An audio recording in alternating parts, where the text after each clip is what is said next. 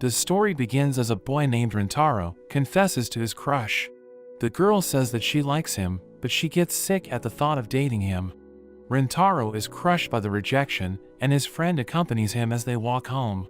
We learn that this was Rintaro's 100th rejection, and his friend makes fun of him for this. His friend wonders how he has asked out 100 girls, since they have only just graduated from middle school, and Rintaro remembers the first girl he ever asked out when he was only 8 months old. Rintaro really wants to experience what it's like to have a girlfriend, and his friend wonders how he keeps getting rejected since he seems to have everything, from good looks to good grades. This makes him more frustrated, but his friend bids him farewell, wishing him luck in high school. Rintaro visits a shrine and prays to the god of love to get a girlfriend in high school, when suddenly, he hears a voice and a face pops out of the donation box, but the man tells him that he's the shrine's god. As he emerges, we see he has wings, and he tells Rintaro that he's destined to meet his soulmate in high school. In fact, he's actually going to have 100 soulmates, so he'll have plenty to choose from. Rintaro is happy about this, but he swears to destroy the shrine if it turns out to be a lie. 1 month later, it's the first day of high school. Rintaro is on his way to the classroom when he bumps into 2 girls, Inda and Akari. They feel a shocking feeling as their eyes meet, and Rintaro wonders if they're the soulmates that God told him about. He goes to help the 2 girls up, but Akari suddenly pretends to have twisted her ankle, asking him to help her to the nurse's office. Rintaro cries over hurting his soulmate, and Akari starts to like him even more, thinking he is a kind soul. As he helps her up, Inda gets jealous, and she pretends that she's twisted her ankle as well. Rintaro starts hitting himself for hurting the 2 girls, and the girls stand up as they get worried for him. Rintaro is surprised to see they can stand, but they quickly go back to pretending.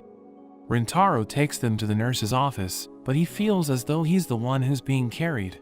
The girls pretend to lose balance, and they start fighting over him, but they end up both clinging onto him. As they continue to the nurse's office, Rintaro introduces himself to the girls, and he finds out that they are all in the same class. There are 2 other girls that walk past, and they mention a field of pink leaf clovers in the courtyard, saying if you ask anyone out with a pink 4-leaf clover, it's guaranteed they will say yes. Inda and Akari suddenly run off, and Rintaro is surprised their legs are fine.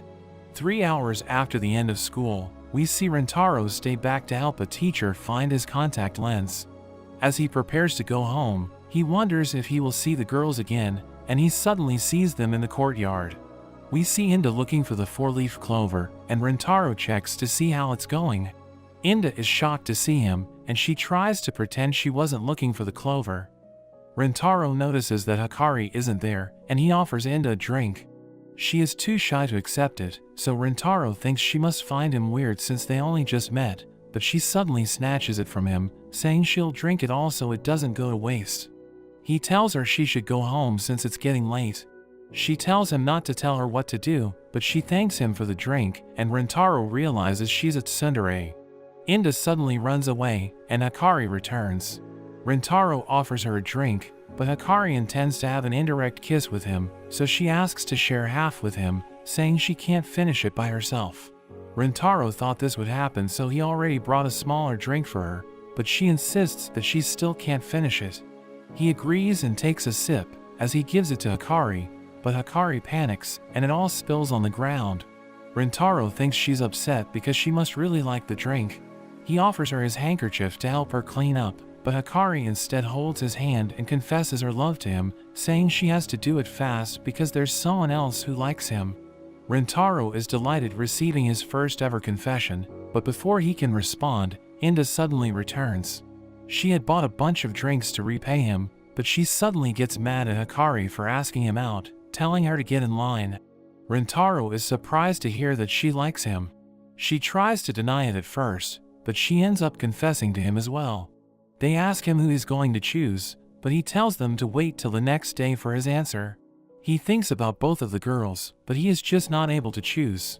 He visits the shrine, and God tells him that they are both his soul mates, so it's impossible for him to choose. He wonders what other people do if they meet 2 soul mates, but God tells him that people usually don't have more than one. The god reveals that when Rintaro was born, He made a mistake because he was busy watching TV, and he accidentally assigned Rintaro 100 soulmates instead of 1. Rintaro thinks he's doomed, but God warns him it'll only get worse, because if a person can't be with their soulmate, they'll die because they can't have the one they love. He thinks about one of the girls dying, so this just makes his decision even harder. However, he suddenly gets an idea, thinking he could reject them both, and then date both of them behind the other's back. The next morning, the girls meet Rintaro and are surprised to see him tattered, but he finally answers that he wants to date both of them. Inda is shocked to hear this, and it turns out he couldn't bring himself to lie to them, so he confesses that he loves them both and will do everything to make them the happiest girls ever. The girls are about to reject him, but he suddenly presents them both with pink 4-leaf clovers, which we learn he spent all night looking for. Inda mocks him for believing in the superstition, but Hikari reminds her how they both believed in it. Inda refuses to accept two-timing with him, but he tells them that he got the flowers because he saw how hard they were looking for them, so he just wanted to make them happy. The girls can't handle the gesture, and Hikari agrees to be with him, thinking two-timing with him would still make her happier than getting rejected. Inda refuses to let Hikari have him to herself, so she also agrees to be with him. Hikari teases her for changing her mind, and Rintaro swears to cherish them both, but he wonders about his other 98 soulmates. The next day, Rintaro expresses how happy he is to finally have a girlfriend, but he's actually just talking to a pole. The two girls arrive, but Inda gets creeped out at why he was talking to a pole. Rintaro says he was just too happy, so he couldn't contain himself, and Inda tells him he can talk to her instead, but she ends up becoming too embarrassed.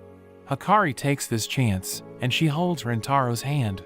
He is overwhelmed by the sensation, and Inda starts to get jealous, but he grabs her hand as well. She acts like she doesn't enjoy it, but the three of them happily walk together. When they get to school, they see a boy running as he gets chased by the vice principal. Hikari points out that she's known for being strict, and if she sees anyone running in the school, she will chase them down, and if they're caught, she'll give them a kiss. Rintaro thinks this would cause emotional damage, and Hikari notes that the vice principal is a former star sprinter, so it's impossible to get away from her. Hikari goes on to ask Rintaro if he's ever kissed anyone, but he says that he hasn't since they are his first ever girlfriends. Hearing this, Hikari and Inda realize that whoever acts first will be able to get his first kiss. The three spend their lunch break together, and while Inda is distracted by a cat, Hikari feeds an egg roll to Rintaro. He likes it so much that he starts crying, and Inda gets jealous. She reveals that she made cookies for him, but when she tries to feed him, she ends up hitting him in the eye. He eats her cookie, telling her it was amazing, but Hikari takes out a Baki snack. As she opens it, she finds that the ends have been broken. She wonders how she can feed him without getting her hands dirty, so she ends up feeding him with her mouth. Seeing her so close, Rintaro thinks she is too cute. Hikari starts biting the snack to get closer to him. Inda tries to join, but she ends up poking his other eye. As Inda's hair gets in the way, it causes Rintaro to sneeze, and he breaks his Baki with Hikari.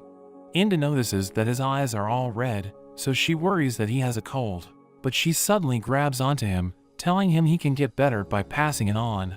She tries to kiss him, but Hikari gets in the way, saying they can't be sure that he has a cold, so she tries to check his temperature through their lips, saying it's our family's tradition. However, Inda stops them and tries to make Rintaro pass out so she can give him mouth to mouth. Hikari pushes her away, and they both are angry at each other. Rintaro finally realizes they were trying to kiss him. Inda disagrees with this, but her expression makes their motives obvious. He's stunned to know they want to kiss him, so he offers to kiss them because he's been wanting to do it as well. But Hikari explains that he will have to choose who he will kiss first, causing them to fight with each other once again. However, Rintaro stops them, saying he has a solution that he had planned the day before because he was too excited. He thought a lot about how to make them happy, so for the first kiss, they will keep who was kissed first a mystery, so they will both have the same chance of being his first kiss, and he'll consider each of their kisses as his first. The girls are concerned about how they can keep it a mystery, but Rintaro explains his plan, which involves wearing a mask and covering their ears. Using a dice, the girls will randomly determine their standing position, and he will kiss them without knowing who is who. He will then return to his original position, and the girls will once again randomize their positions, so in the end he will have no idea who he kissed first. Hikari thinks it's a great idea, but Inda worries there's a chance he could cheat, so Rintaro reveals his solution, which is to pinky promise that they won't cheat. Inda thinks it's dumb, but Rintaro promises to stick a needle in his eye if he breaks the promise. The girls agree to the plan, and as they go about carrying it out, there is a gust of wind that lifts up Inda's skirt, and the cat suddenly starts clawing at it. Inda thinks it's Rintaro who's touching her, and she ends up kicking him away. She starts beating him up, but her headphones come out, and she realizes it was the cat. They decide to try again, but with every try, something always goes wrong, and they are unable to kiss. Everyone's upset, and Inda points out the plan was faulty. This angers Hikari, and they both start blaming each other and fighting over who Rintaro belongs to. He stops them and takes all the blame upon himself for not being experienced as he runs off. He calls out for the vice principal, and she suddenly shows up to punish him for running. She gets on top of him, and he's scared to death, but Inda suddenly stops her. Hikari pretends to see a school inspector, and the vice principal gets worried hearing this, so she quickly crawls away. The girls wonder why Rintaro acted so rashly, but he says it's because he loves them both and wants them to get along, so he'd rather ruin his first kiss than cause them to fight. But hearing this, both girls tell him he can kiss the other, not wanting him to waste his first kiss. Rintaro is surprised by this, but the girls can tell that they both really love him. Rintaro hugs them both, and he seems to come up with another plan. He suggests they could do a three-way kiss.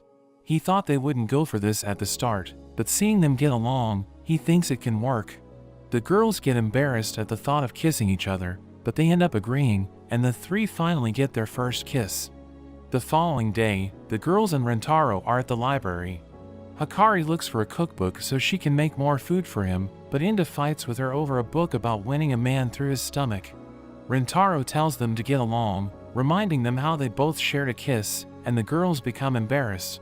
Rintaro looks around for another book, but he meets another girl who instantly gives him a shocking sensation, so he wonders if she's another one of his soulmates. The girl backs away, and Rintaro sees that she's the librarian. The girl doesn't speak, but points to phrases in her book to communicate with him. Rintaro finds this confusing at first, so he thinks they aren't meant to speak in the library. She asks him what he's looking for, and he tries to mime out that he's looking for a story that's funny. The girl asks him why he's not talking, and he asks her the same thing. She apologizes and prepares to get someone else to help him, but he stops her, asking for her assistance. He asks for her recommendations for a romance story with a good ending, so she starts picking out some books for him. But Rintaro is shocked when she ends up picking out a mountain of books. The girl apologizes, telling him to just pick the ones he wants, but he tells her he'll take them all since she picked them out for him. But as he goes to check them out, it turns out his library card isn't ready yet, so he can't borrow any of the books. But the girl offers him her own personal book. Rintaro happily accepts it, and he wonders about her name. The girl shows him her ID, and we learn her name is Shizuka. At night, Rintaro reads the book, and it's a story about a princess and her knight. The knight swears his loyalty to her, even protecting her from a dragon. The two develop feelings for one another, but the princess is arranged to be married to another prince. The knight rushes out to her, wishing there was a way for them to defy their fates. Rintaro roots for them, but the story ends on a cliffhanger. The next day, Rintaro thanks Shizuka for the book, and he realizes that she brought him the second book. He excitedly accepts it, but thinks he needs to find a way to repay her. He buys a drink for her, and they start talking about the book outside. Shizuka tells him that it's her favorite book, and Rintaro is impressed by how well she knows it, since she can find any phrase to use it to communicate, but she is just glad that he doesn't find her weird, revealing that she has never had a real friend. Hearing this, Rintaro gets an idea, and he asks to borrow her first book again. The next day, we see Shizuka has brought the third book for Rintaro, but he doesn't show up even after a few days. As she walks around the school, she notices Rintaro with Hikari and Inda. They know how sleepy he looks, and he says he's been busy at night. The girls think about what he could be up to, but Rintaro continues to yawn. Hikari suddenly kisses him, telling him she's giving him her energy. Rintaro hugs her, calling her his angel, but Inda says she also has plenty of energy to give him. She goes in to kiss him, but she ends up headbutting him instead. Shizuka realizes he has a girlfriend and thinks he must be too busy to read. She thinks about how the other girls found her weird for the way she talks, and even her mother thinks she's a freak, begging her to speak normally. She thinks nobody has time to talk to someone like her, but we see Rentaro come to find her, saying he can finally repay her for lending him her books. He gets her to install an app on her phone, and reveals he made a copy of the first book. He shows her how to select the words and play it out as a voice. Shizuka knows the ebook was never released, so Rentaro manually typed out the whole book. Rentaro explains that when she talks with the book, they never spoke face to face since she always had to look at the book, but he says that by using the app, they'll be able to look at each other while she talks. He hopes that it will help her with communicating, and he tells her to try it out. She tells him that she loves him, but she instantly takes it back, telling him not to worry. However, Rentaro tells her that he loves her too. Shizuka thinks they are destined not to be together, but Rentaro claims they will overcome it, even if it's their fate. He introduces Shizuka to the other girls, asking to add her as his newest girlfriend. Inda thinks he's insane, but Hikari thanks him for staying with them, even after finding someone else. Rentaro claims his feelings towards them haven't changed, making an analogy that they are like an oil field, and Shizuka is just a completely new field, so adding her won't affect them in any way. In fact, he plans on cherishing them even more than before. He promises to prove it with his actions, saying that if he ever fails them, he will atone for it by committing seppuku, even ordering a special knife from Amazon.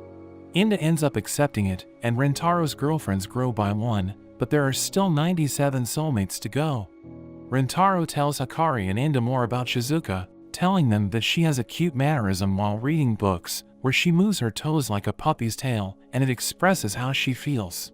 He reveals that Hikari also has a cute habit, where she bites on her fingers while thinking, and he admits that this turns him on.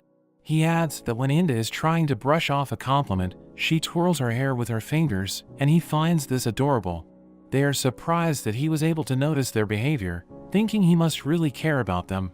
He goes on to describe how Inda and Hikari behave while they're kissing, but this causes Shizuka to lose her composure as she realizes that he has already kissed them. Hikari wonders if she is also interested in kissing, but she tells them that she's saving her first kiss for her marriage. Rentaro says that it's okay, saying he won't kiss her until she's ready, as Inda and Hikari watch her, waiting for her to kiss him, but nothing happens. They feed Rentaro lunch, but Inda becomes angry because Hikari won't let her feed him. They proceed to stuff his mouth, as Shizuka enjoys her meal, observing them as they fight over him, but he realizes that she is too quiet, thinking she needs to get used to them. He thinks about how people put up a front before getting to know someone, because they're afraid of how others will react if they display their emotions. So he thinks it'll be easier to open up to someone who already knows how you feel, because once your true feelings have been revealed, you no longer have to be afraid of how other people will react. Rentaro asks the girls if they want to play a card game, saying the loser will be tickled by the winner. He believes that laughter is the best way to force someone to display their emotions, thinking they will all be friends after they tickle each other. The girls think about Rentaro touching them, so they are determined to lose against him. Rentaro is the winner of the first round, while Inda is the loser, but she appears to be happy about this. He proceeds to tickle her as she tries to resist it, and she lies on the ground, but he stops as he realizes she's enjoying it a little too much. For the second round, Rentaro wins again, and the loser is Hikari.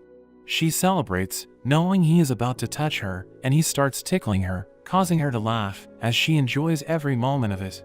But she starts acting weird, and she begs him to stop, saying she is very ticklish, but we learn the real reason was she was about to wet herself. Rentaro wins the third round, and Shizuka is the loser, so he looks forward to tickling her, wanting to hear how she laughs. But as he proceeds to tickle her, she remains silent, and she gets her device to say that she is laughing. He thinks that she looks adorable, so he continues to tickle her, as Inda and Hikari watch them, realizing that he hasn't lost yet. They want to tickle him back, so they become determined to win the game. But Shizuka wins the fourth round, and Rentaro is the loser, so she approaches him, but instead of tickling him, she pokes him. He starts laughing, as Hikari wonders why she isn't taking this chance to feel him all over. Hikari thinks that he is attracted to Shizuka's timid behavior, and she thinks about how she flaunts her best features to grab his attention, seeing herself as a poser. Shizuka's natural charm is the complete opposite, so she thinks that Shizuka is an even greater threat than Inda. After the game, Rintaro goes to the bathroom, while Inda confronts Shizuka, knowing she is keeping her distance from Rintaro. She tells them that she is just a newcomer, so she wants to stay out of their way. But Inda reminds her that she is Rintaro's girlfriend, so there's no need to hold back, saying her behavior is annoying. She immediately apologizes, but this makes Inda upset, asking her why she won't fight back. She decides to be honest with them, telling them she is afraid, as she explains that Hikari has incredible charm, while Inda has the confidence to match her beauty. But Shizuka thinks that there is nothing special about her, and she is afraid that Rintaro will compare her to them. They start to take a liking to her, thinking she is adorable, but she thinks that she is nothing compared to them. Hikari assures her that Rintaro can see the beauty in her, recognizing her as a fellow girlfriend. Rintaro observes them, thinking his plan went better than expected. We learn that when Shizuka was poking him, he realized that Inda was glaring at her. He thought that Inda wanted to fight her, but he believed that he should give them the chance to display their emotions. He is proud of how the girls handled the situation, and he returns to them as Inda tells him that Shizuka should tickle him again because she was holding back, and Hikari encourages her to go for it. She realizes that they are trying to help her, thinking she should make their kindness count, so she approaches him, telling him that she wants to kiss him. They finally kiss, and Shizuka becomes flustered, but Hikari also asks for a kiss, as she wonders if she is good enough for him, thinking she is nothing compared to Shizuka, but he tells her that he loves all of his girlfriends. He kisses her, making her happy, and he asks Inda if she also wants a kiss. She pretends that she doesn't, but she slides into position, and he tells her that she's cute when she's flustered. She pummels him, but he endures it, and she admits that she wants to kiss him, so he gives her one as well. He realizes that he has amazing girlfriends, thinking he doesn't deserve them, but they tell him that they feel the same way about him. The next day, Rintaro enters the classroom, where he meets a girl named Nano. He tells her that the exam results have been posted, asking her if she's going to check it out, but she tells him that it's a waste of time, knowing she has secured the #1 spot. As their eyes meet, they feel a shocking sensation, so he thinks that she must be one of his soulmates. He checks the results with his girlfriends, and we learn that they all did well. As he looks at the #1 spot, he is surprised to see that Nano got a perfect score. He asks the girls about her, so they tell him that she's a total nerd, saying she can answer any question they give her, and there are rumors that she isn't even human. During their biology class, Rintaro is paired up with Nano, as he notes that she is nothing like his girlfriends, because her elegance is on another level. He realizes that she is copying the answer from her textbook, because she thinks that practical exams are a waste of time, saying the scientists already know the answer. He tells her that the professor is watching, so she uses the microscope, but instead of checking out the specimen, she looks at her textbook, saying it's more efficient. He realizes that she behaves like a robot, and as he tries to slice the specimen, he cuts his finger, so he proceeds to rinse it, thinking about going to the nurse's office. But Nano tells him that there's no need, and she puts it in her mouth, causing him to panic. She explains that he doesn't need a disinfectant, because saliva is a natural source of it. Rintaro wonders if he's dreaming, and it also causes Inda to become upset. After class, Rintaro thanks Nano for helping him, but she tells him that she just wanted him to stay, because she needed someone to help her clean up. He wants to get to know her better, inviting her to go out with him, but she thinks that it's a waste of time, because it produces nothing of value, saying it won't improve her future prospects. He thinks that having fun is the meaning of life, but she tells him that he's delusional, saying he is wasting her time, so he starts to wonder if she really is his soulmate. That evening, we see Nano in her room, but she thinks about Rintaro, wondering why she helped him. She realizes that she has feelings for him, thinking it's distracting her, so she starts writing the exact value of pi, thinking it's the most efficient way to restore her focus. But she notes that it isn't working, even though she has filled up the board and written on many pieces of paper. She realizes that she is wasting time, thinking this is a problem. So the next day, Nano tells Rintaro that she is in love with him, saying she wants him to be her boyfriend. He tells her that he wants to go out with her, but she turns him down, so he thinks that he has been pranked. She reveals that she wants to put an end to her feelings, because relationships only lead to marriage and pregnancy, thinking romance between teenagers is meaningless. She tells him that she'll never go out with him, but he reveals that he is in love with her, saying he refuses to give up, and he asks her out, imploring her to give him a chance to win her over. A few days later, they visit an amusement park, and Rentaro is determined to convince Nano that love is meaningful. But she thinks that the activity is pointless, wondering why they're even doing it. She notes that he's holding onto an instant camera, knowing that it doesn't retain any data, so she thinks that it's a flawed device. He tells her to say cheese, but she asks him what he means, and he takes the picture anyways. They enter a haunted house, and Nano says that she doesn't believe in ghosts. As the ghosts try to scare them, she maintains her composure, saying they're only humans, so she wonders why Rentaro is afraid. She says that the haunted house is full of humans, so they should call it a human house instead. As they ride the giant teacups, she thinks that whoever created the ride is insane, wondering why people line up to get spun around, and she thinks that it must have been created to brainwash people. They enter a giant maze, where they encounter dead ends, as Nano wonders why the designers didn't just build the right path, thinking it only makes the customers' lives more difficult. At the Ferris wheel, Nano reveals that she is afraid of heights, so Rentaro sits next to her, and they hold each other's hands. They look at all the pictures they took, and Nano admits she had fun, but she still thinks that it's a meaningless day. So Rentaro decides to burn the photos, saying they should erase it from their memories, but as he is about to burn it, Nano recalls that the camera doesn't store data, so they will lose all records of the event.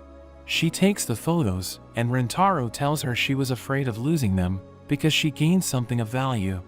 She starts crying, as he tells her that enjoying good times makes their lives meaningful. She uses his handkerchief to wipe her tears, telling him that she will disinfect it before she returns it, and he wonders if she will use her saliva again, but she tells him that she will wash it. She says that she wants him to be her boyfriend, because she wants to spend more meaningful times with him, and Rentaro tells her that he loves her. So she kisses him, telling him that she'll fulfill her desires by any means necessary. Rentaro introduces her to the girls, and they don't make any objections, so he thanks them for accepting her, once again promising to commit seppuku if he doesn't treat them well, but Nano tells him that poison would be more effective. They think about going out together, and Hikari is jealous Rentaro went to a theme park without her, so she suggests they go to a water park, wanting to have a beach episode. We see Inda looking for a swimsuit to wear, but she has trouble picking one out. There's one that grabs her attention, thinking it looks cute, but she thinks that it won't look good on her. However, she thinks that Rentaro might like it, so she decides to buy it. They arrive at the pool, where Rentaro sees the girls wearing swimsuits, and he is overjoyed at the sight, thinking he can die happy. But Inda arrives with a strange dress, so he panics, because it looks like she doesn't have a swimsuit. She tells them that she's feeling cold, so she'll hang around the pool while they have fun. Nano points her to an area where she can enjoy the sun, so she thanks Nano, saying she doesn't have to worry about her. But Nano says that she doesn't care about her, so she becomes upset, telling Nano to go away. They enter the whirlpool, where Shizuka keeps spinning on her floater, saying she can't control where she's going. Nano believes that the venue is for survival training, and she tries to swim against the current, but Rentaro stops her, as Hikari clings to him, telling him that she is being swept away. She gets up close to him, and Nano tries to do the same, but it causes him to pass out. Nano notes that he's not breathing, so Hikari gives him mouth-to-mouth, enjoying every moment of it. But Nano tells her to go away, trying to save Rentaro, but Hikari tells her that it's not working, saying Rentaro is going to die. Meanwhile, we see Shizuka getting swept away, and she tries to get out of the pool, but she can't control where she's going. She realizes she's in trouble, so she tries asking for help, but everyone ignores her. Her floater breaks, so she hurries out of the water, but she becomes stranded on an island in the middle of the whirlpool. We return to Rentaro, as Nano suggests finding a lifeguard. They run around the pool, but a group of men call out to them. Hikari ignores them, but one of them notices that she has a great body. He reaches out to her, but Nano stops him and pokes his eyes, saying it's the most efficient way to dispose of a pervert. His friends become upset, so they try to intimidate Nano, and she tells them that she will hang out with them so that Hikari can look for a lifeguard to save Rintaro. She knows that he will be sad if something happens to Hikari, so she decided to help her escape. But Hikari tells them that Nano isn't going with them, telling her that Rintaro also cares about her. One of the men reaches out to Hikari, but Rintaro gets in the way, saying Nano and Hikari are his girlfriends. The man tells him not to interfere because Nano blinded his friend, telling him to leave with his girlfriend, but he tells the man that Nano and Hikari are both his girlfriends. The man doesn't believe him, so he tells him to kiss both of them, thinking Rintaro won't be able to do it because he's lying. But Nano kisses him, and Hikari does the same, telling the men that Rintaro is saying the truth. The men freak out, realizing he's a gigachad, and they decide not to mess with him. Hikari wonders how Rintaro was able to recover. We learn that Enda saw the incident, so she was about to make her way to Hikari and Nano, but she saw Rintaro along the way, thinking he's already dead. She tells him not to die, because Nano and Hikari are in trouble, so he suddenly regains consciousness, and he rushes to help them. Rintaro explains that he was able to make it because of Enda, and he thanks Nano for protecting Hikari. Nano thinks that Hikari is more important than her, but he tells her not to put herself in danger, and she realizes that he also cares about her. He realizes that Shizuka is still in the pool, so he panics, knowing she can't swim. He rushes to her, and we see her asking for help, but everyone ignores her. She realizes that her phone is running out of battery, but at that moment, she hears Rintaro calling out to her. She tries to grab his attention, but he can't find her, so she thinks about screaming with her own voice. She doesn't want to do it because she doesn't want people to hear her voice, but she doesn't have any other choice. She screams with a high-pitched voice, and Rintaro immediately finds her, saying he's glad that she's okay. He carries her away, and she kisses him, causing him to become embarrassed as he reminds her that they're still in public. They join the others, and Rintaro tells them that he's going to take a break, telling Enda to join him. During his break, he asks Enda why she keeps looking at Hikari and Nano, thinking she is comparing herself to them. He thinks that she doesn't feel confident wearing her swimsuit, so he assures her that she and Shizuka are both normal. But she says that Shizuka is different because she's tiny and cute, but he suddenly removes her dress, revealing her swimsuit. She calls him a pervert, but he thinks that she looks amazing. He hugs her, and she realizes that his heart is beating fast as he tells her that she's unique, saying she can't be more attractive than she already is, and she is moved by his words. Enda decides to join them in the pool, and they enjoy the rest of the day together. They return to the school, and as they pass by the chemistry lab, Rintaro sees a girl. He feels the shocking sensation as their eyes meet, so he knows that she is one of his soulmates.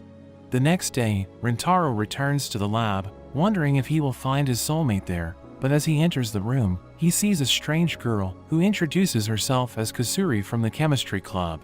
She gives him tea, but he's surprised to see that it's in a beaker. She tells him that she just finished developing a drug, but he explains that he doesn't want to join the chemistry club, saying he's just looking for someone. But she just tells him to drink the tea and wait, so he decides to try it, and she presents the drug she made, which is a human magnet medicine. She explains that if he takes it, his body will attract metals, and she forces him to drink it. His body starts acting like a magnet, and he is impressed that this is even possible, but she warns him about the drug's side effect, saying he will be constipated for 3 days. She decides to test her theory, revealing that she has a drug with an opposite pole, and she drinks it, causing her body to become attracted to him. She tells him that opposites attract, but she realizes that the magnetism is too strong, so she can't get away. But she maintains her composure, knowing the effect only lasts for 10 minutes. She tells him that she needs to pee, so he starts to panic, but she says that it's okay, revealing that she has diapers on. She pees in her diapers, and the effect finally wears off. She reveals that she wants to create new drugs, revealing that she has already made plenty of them. He realizes that he's starting to have feelings for her, and she already knows about this, because she made him drink a love potion when he arrived. She reveals that she fell in love with him at first sight, but he throws up, saying he wants to get rid of the love potion. She wonders why the love potion didn't work, thinking he must really dislike her. So she starts crying, asking him if she's not his type, but he tells her that he doesn't want to be drugged up when he accepts her feelings. He starts acting weird, and she knows that his body is trying to reject the drug, so she tells him to drink a neutralizer, but he is convulsing, so she decides to give it using her mouth. His body recovers, but she despairs, knowing the effect of the love potion is gone. He tells her that he still likes her, causing her to become flustered, and she begs him to go out with her, saying she will do whatever he wants. Her hair suddenly starts growing, and her body transforms, revealing that she is the soulmate he saw in the lab. She explains that she also drank the neutralizer while she was giving it by mouth, revealing that she transformed into a kid because she worked on a failed immortality drug, but she says that she can only maintain her current form for an hour. She reveals that she is the president of the chemistry club and that her current form has poor vision and long hair, so she prefers to do her research as a kid. He can't believe that she is one of his soulmates, and he agrees to go out with her. Rintaro introduces Kusuri to his other girlfriends, and he doesn't receive any negative reactions. But she tells them that she loves drugs, so Inda wonders if she's okay. He explains that she is older than them, and that she is small because of a drug, so Inda thinks that Kusuri is a drug addict. She reveals that she has a medicine to help grow Inda's boobs, but she becomes upset, so Kusuri offers to give her other medicines to improve herself. But she becomes even more upset, asking Kusuri why she's doing this, so she reveals that Rintaro told her about her insecurity. Inda tortures him, but Kusuri tells her how much he loves her, so she immediately apologizes. Kusuri gives Hikari a hotness medicine, saying it will make her more attractive. She thinks that it will enhance her assets, so she decides to drink it, but she realizes that she is sweating profusely, and her clothes melt away, as Kusuri explains that nothing is hotter than her birthday suit. Rintaro gives her clothes, and she smells it, knowing he wore it. She is worried that it could also melt away, but Kusuri assures her that the drug only works once, so Rintaro's clothes are safe. Kusuri gives Shizuka a fantasy medicine, causing her to grow rabbit ears. Rintaro finds it cute, and he starts touching it, which makes her happy. Kusuri gives Nano a hair control drug, giving her the ability to use her hair like extra arms. Nano uses it to grab Rintaro, and she kisses him, saying she likes the drug because it increases her efficiency. Kusuri explains that the drug lasts for 10 minutes, saying she can take more drugs if she wants the effect to last, but it will increase her risk of going bald. She thinks that this is a small price to pay, asking Rintaro if he will love her even if she is bald, and he tells her that he will love her even if she becomes an alien. But he reveals that he likes her hair, so she decides not to use the drug.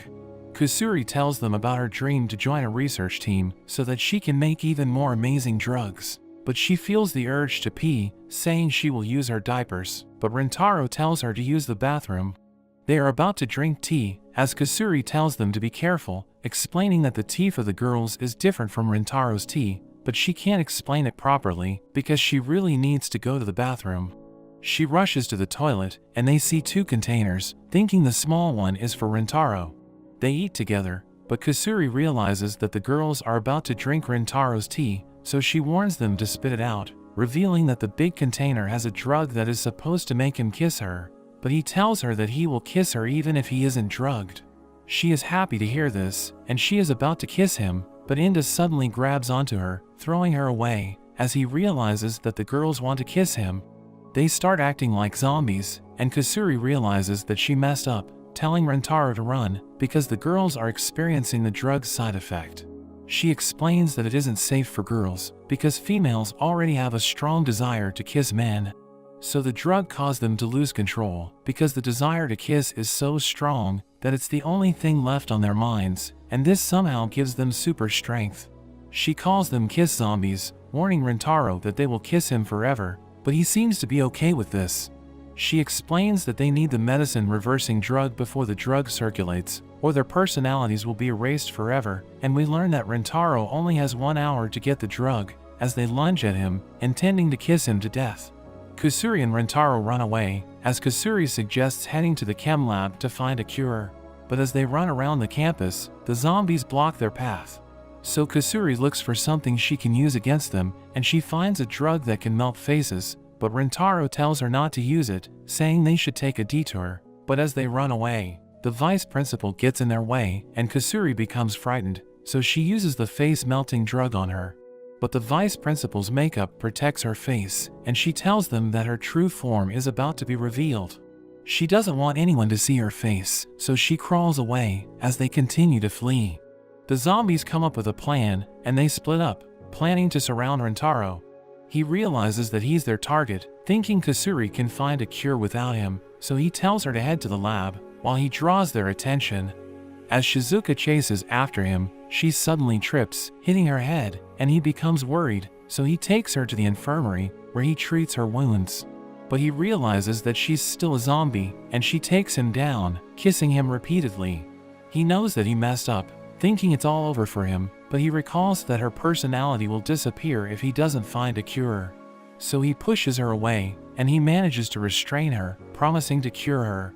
He continues to run away, but Inda launches Hikari at him, causing him to fall. They pin him down, and they start kissing him as he wonders how he can escape. But he sees them arguing, realizing that they haven't changed, so he makes them kiss each other, and they start making out, as he realizes that they're actually tough lovers because they fight every day. He is happy to see this, but he recalls that he still needs to find a cure, so he dashes away. But as he enters the lab, he sees Nano inside, and he hides inside a locker, thinking he just needs to buy time for Kusuri to find a cure. But he sees her in the locker, as she reveals that Nano spotted her before she could enter the lab, so she decided to hide there, and she can't find a way out. He realizes that Nano knows about their plan, thinking her intelligence makes her a threat to them. Kusuri tells him to act as a decoy, so that she can enter the lab, but he thinks that Nano will be able to see through their plan, because it would be too obvious if he just starts running away. Kusuri blames herself for the situation, revealing that her experiments always cause trouble for everyone, which explains why she is the only person left in the chemistry club. She says that she will stop experimenting, but at that moment, she realizes she still has one dose of the reversing drug. Rintaro thinks about using it on Nano, but Kusuri starts drinking it, and he tells her to stop, causing her to drop it. He tells her that they should have used it on Nano, and she realizes that he has a point, but she returns to her original form, telling him that she plans to enter the lab while Nano doesn't recognize her. But she was only able to get a sip of the medicine, so she explains that she doesn't have a lot of time. She thinks about restraining Nano before the drug wears off, but Nano finds her suspicious, and she is able to see through her plan, so she ties her up. Rintaro panics, thinking they won't be able to cure the zombies, but he sees the drug on the floor, and he comes up with a plan. He dashes away, running away from Nano, and he hides in a room, but she destroys the door, causing him to freak out. He realizes that there's no way out, and she starts kissing him repeatedly as he accepts his fate. This looks like the end for him, but at that moment, Kusuri gives her a drug, causing her to pass out, and Kusuri explains that she will be back to normal after she wakes up. We learn that he lured Nano away because he knew that Kusuri's body was about to shrink, and this explains how she was able to break free. They cure the other zombies, and they wake up in the infirmary, wondering what just happened. Hikari recalls that she kissed Inda, but she claims that she doesn't remember anything, and Inda also knows what happened, but she pretends that her memory has been wiped out. Rintaro knows that they are just playing dumb, but he is happy that they are able to get along. Kusuri blames herself for what happened, so she apologizes to everyone, but he reminds her that she saved them, telling her that he is willing to fix her problems with her. So he advises her not to give up on her research, saying he loves her because of her passion. Everyone goes to a flower park, where they hear an announcement about the bouquet toss event. Hikari thinks they should participate, saying the couple that catches the bouquet gets to have a special photo shoot, where they are dressed up as a married couple. They are all eager to win, and we learn that Hikari always wanted to wear a wedding dress, thinking her dream is about to come true. A crowd gathers for the event, and we see the gorilla gang, as their leader orders them to win the game for her. Hikari thinks it will be difficult to deal with them, so she suggests working together and drawing lots to determine who will participate in the photo shoot. Rintaro thinks that Shizuka should stay back, because she's too small, so she could end up getting swallowed by the crowd. Kusuri is willing to participate in the game, so she drinks medicine, allowing her to return to her original form. Rintaro notices that the gang has a flag, so he creates one for his team, calling them the Rintaro family. The game is about to begin, and the announcer explains that physical attacks against other participants are prohibited, He introduces everyone to the special guest of the event, and we see that it's the vice principal. She tells everyone that she wants the bouquet to leave the atmosphere, because she doesn't want anyone to be happy. The game begins, and she throws the bouquet with incredible force. Everyone runs after it, as Rintaro notes that it's still going up, thinking it won't be landing for a while. We see the members of the gorilla gang attacking the other participants, as their leader claims that they're not resorting to violence, saying the gang is just training, so they aren't breaking the rules. The announcer agrees with her, and she throws the members of her gang, using them to knock people out. Hikari is about to get hit, but Inda protects her, saying she will join the gang to participate in their training. She grapples with the leader, telling everyone that she will take care of her, so they can focus on getting the bouquet. It starts to fall, so the gang members use their flags to create an incredible wind, causing it to change direction, and it looks like the gorilla gang is about to win. But at that moment, we see Shizuka in the air, and we learn that she was standing beside the flag bearers, so she was launched upwards when the wind vortex was created. She manages to grab the bouquet, but she is about to fall to her death, so the girls try to catch her, and Rintaro thinks they're in trouble, because they will get hurt if she crashes into them. But she bounces off their chests, allowing them to absorb the impact, and Rintaro catches her before she hits the ground. The Rintaro family wins the event, and they start drawing lots to determine who will be joining the photo shoot. But we learn that Hikari has a plan, and she marked the winning stick with a tiny cut. But she thinks it would be too suspicious if she drew the first stick, so she plans to wait for someone's turn to end before she makes her move. She believes that Nana will be an easy target, because she is obsessed with efficiency, so she will probably take the stick closest to her. Hikari puts the winning stick at the farthest position, and she tells Nano to take one, but she explains that it will be more efficient if they all drew at once. So Hikari's plan is ruined, realizing that she underestimated Nano, but she still ends up winning, so she is overjoyed, knowing her dream is about to come true. She sees Kasuri crying, because she really wants to join the photo shoot, so Hikari tells her that she can take her place, and Kasuri is grateful for this, but she changes her mind, saying she wants two of her favorite people to be in the photo. Hikari tells everyone to join, and they take a picture together. She thanks Rintaro for making her dream come true, but she tells him to break up with her, and she doesn't give him any explanation. So later that day, he wonders what's wrong with her, and he wants to talk to her, but he realizes that she has already left them. He tries to call her, but she won't pick up, so he decides to look for her house, revealing that her address is written on the envelope she sent him. We learn that she lives in a mansion, and he calls out to her, but she tells him to be quiet, as a guard arrives, wondering where the noise came from. He manages to hide, and he receives a call from an unknown number. He realizes that it's Hikari, and she tells him that she no longer loves him, but he knows that she's lying, saying he won't leave until he knows the truth. So she tells him that her mother Hana is against their relationship, because he has too many girlfriends. She explains that her phone was taken away, and she is about to leave the town, saying Hana is going to use her money to get what she wants, so Hikari thinks that she can never be with him. Hana suddenly arrives, and she takes the phone, telling him to stay away from Hikari, as she threatens to get rid of him. A guard restrains him, recognizing him as Hikari's ex-boyfriend, and telling him to give up, because he can never be with her. We see Rintaro walking away, thinking there's nothing special about him, so he doesn't deserve to be with Hikari. But he sees a 4-leaf clover, and he recalls the moments he spent with her, so he is determined to get her back. That evening, he discusses the situation with the girls, telling them that he plans to sneak into the mansion to take her away. But they think that he will never succeed, because Hana is extremely rich, so he won't be able to escape from her. He knows that he doesn't stand a chance, but he is determined to make Hikari happy, saying he is willing to risk everything for her. He explains that he's going to proceed with his plan, telling them to wait for him to return, but they tell him that they love him, so they are willing to join him in his plan. He tries to talk them out of it, knowing they're about to get into trouble, but he realizes that they all love Hikari, so they are all determined to save her. They go to the mansion, and Rintaro plans to throw a ball to grab Hikari's attention. But he misses the window, and the ball disappears. Inda sees a cat playing with it, and they try to chase after it, as it makes its way to Nano.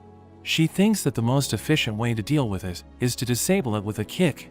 But Rintaro stops the cat, and they hear the guard approaching, so they hide behind a tree.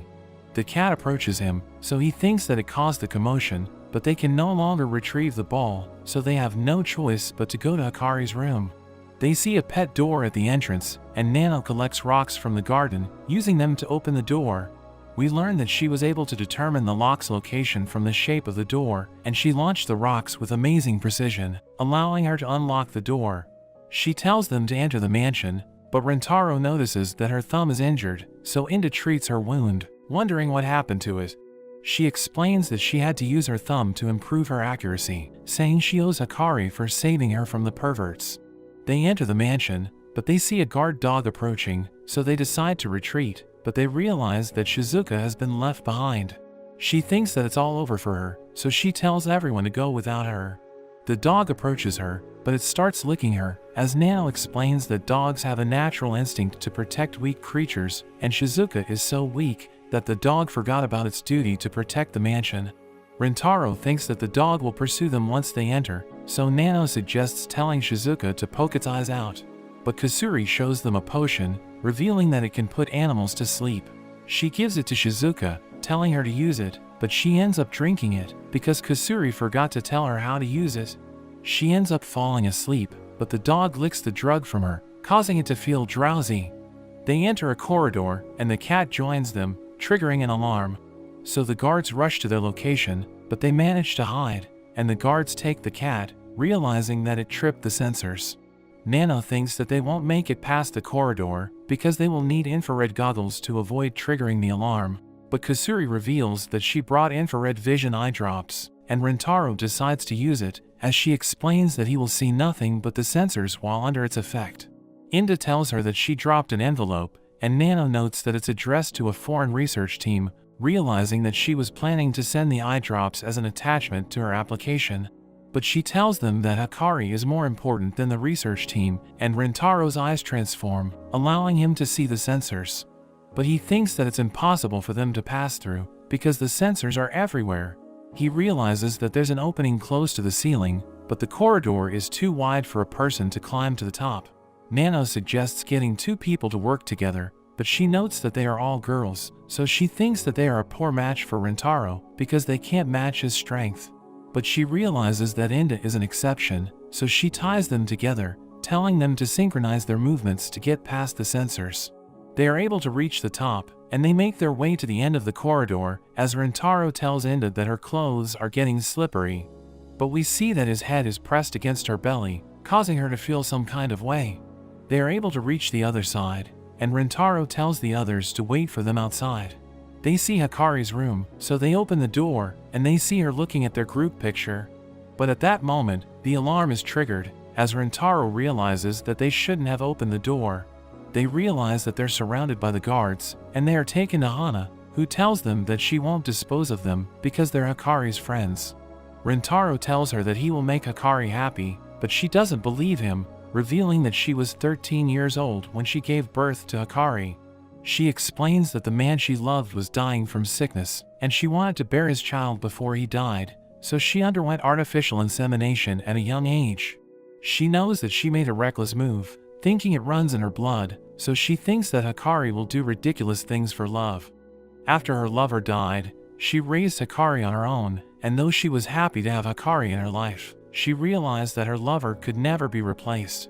She doesn't want Hikari to go through the suffering she endured, so she wants Rentaro to stay away, thinking he can never bring Hikari happiness. Hana's story makes Rentaro cry, saying he doesn't want Hikari to suffer like she did. At that moment, the effect of the eye drop wears off, allowing him to see Hana, and as their eyes meet, they feel the shocking sensation, as he realizes she is also one of his soulmates. Hana instantly falls in love with him, asking him to go out with her, and Inda sees him considering it, so she reminds him that Hana is Hikari's mother.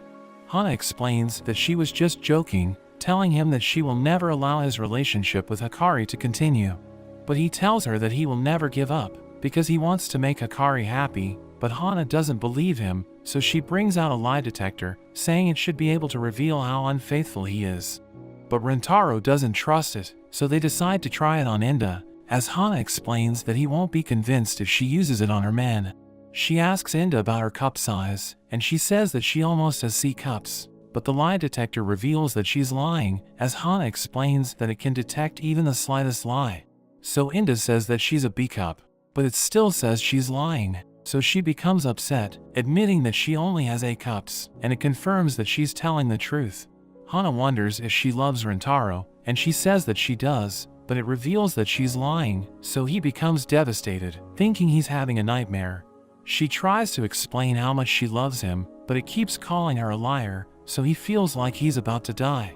But she says that she loves him more than anything else, and it reveals that she's telling the truth, so he immediately recovers. He decides to test the machine, saying he really loves Inda, and it confirms that he's telling the truth. Hana believes that he now trusts the machine, so she asks him about his feelings for Hikari. He tells her that he will make Hikari happy, saying he's willing to die for her, and the lie detector confirms that he's telling the truth. Hana can't believe that he's faithful to his girlfriends, knowing that he has 5 of them, and she explains that she doesn't trust the result. At that moment, a maid arrives, saying Hikari is about to take her own life. Inda threatens to break Hana's neck, and Rintaro panics, thinking she's serious, but she tells him to save Hikari, saying she will wait for him to return for her. So he runs off, as Hana tries to break free, but Inda stops her, saying she's doing this for Hikari. Meanwhile, we see Hikari as she's about to jump off the building, but Rintaro arrives, telling her to escape with him. But she knows that they'll have to keep on running if they escape, thinking he's going to be in trouble because of her. She tells him that she doesn't want him to be unhappy, but he explains he won't be happy if she dies, saying he doesn't want to live without her. He tells her that he loves her, so he wants her to stay with him, and she tells him that she feels the same way. But she ends up falling, so Rintaro rushes to her, catching her just in time. But he knows that he's in a bad position, so she tells him to let go, but he refuses, and he ends up falling with her. But before they hit the ground, he manages to kick the wall, and they land in the fountain. The girls rush to them, but Shizuka is about to drown, so Kusuri saves her, wondering what she was thinking. Hana is glad to see that they're okay, realizing that Rintaro is willing to risk his life to save Hikari, so she concludes that he's a man of his word. She tells him to take care of Hikari, and he realizes that she was risking everything to protect her daughter, so he thinks that she's a great person. He promises to make Hikari happy, but he tells Hana that he also wants her to be happy, and he agrees to go out with her. The girls freak out, realizing that she likes Rintaro, but she explains that she can't help it, because she finds him incredibly attractive. The girls take a bath together, and they start comparing their chests. But Inda knows that she's no match for them, so she decides to retreat. She sees Rintaro in their room, but he tells her that her belly is visible, and she recalls the time when he rubbed his head against it. She accuses him of doing it intentionally, but he tells her that he was worried about her, so he had to do everything to prevent her from falling. But she tells him that she was embarrassed, so she wants to get back at him. She puts her head on his belly, and she enjoys the moment, but Kusuri suddenly joins them, so they pretend they were doing push-ups. Hana invites everyone to a pajama party, telling the girls to get dressed, as Hikari explains that her mother likes to dress people up, and Rintaro sees them wearing pajamas, thinking they all look amazing. Kusuri and Shizuka kiss him, and he feels like he's going to heaven, but Hana's nose starts bleeding, so he assists her, helping her walk around the mansion. She tells him that she's too old to get excited, but he tells her that they can have fun together, and she tells him that she can't hold it back anymore, inviting him to go to her room. We return to the girls, as Inda notes that it's taking a long time for Rintaro and Hana to return.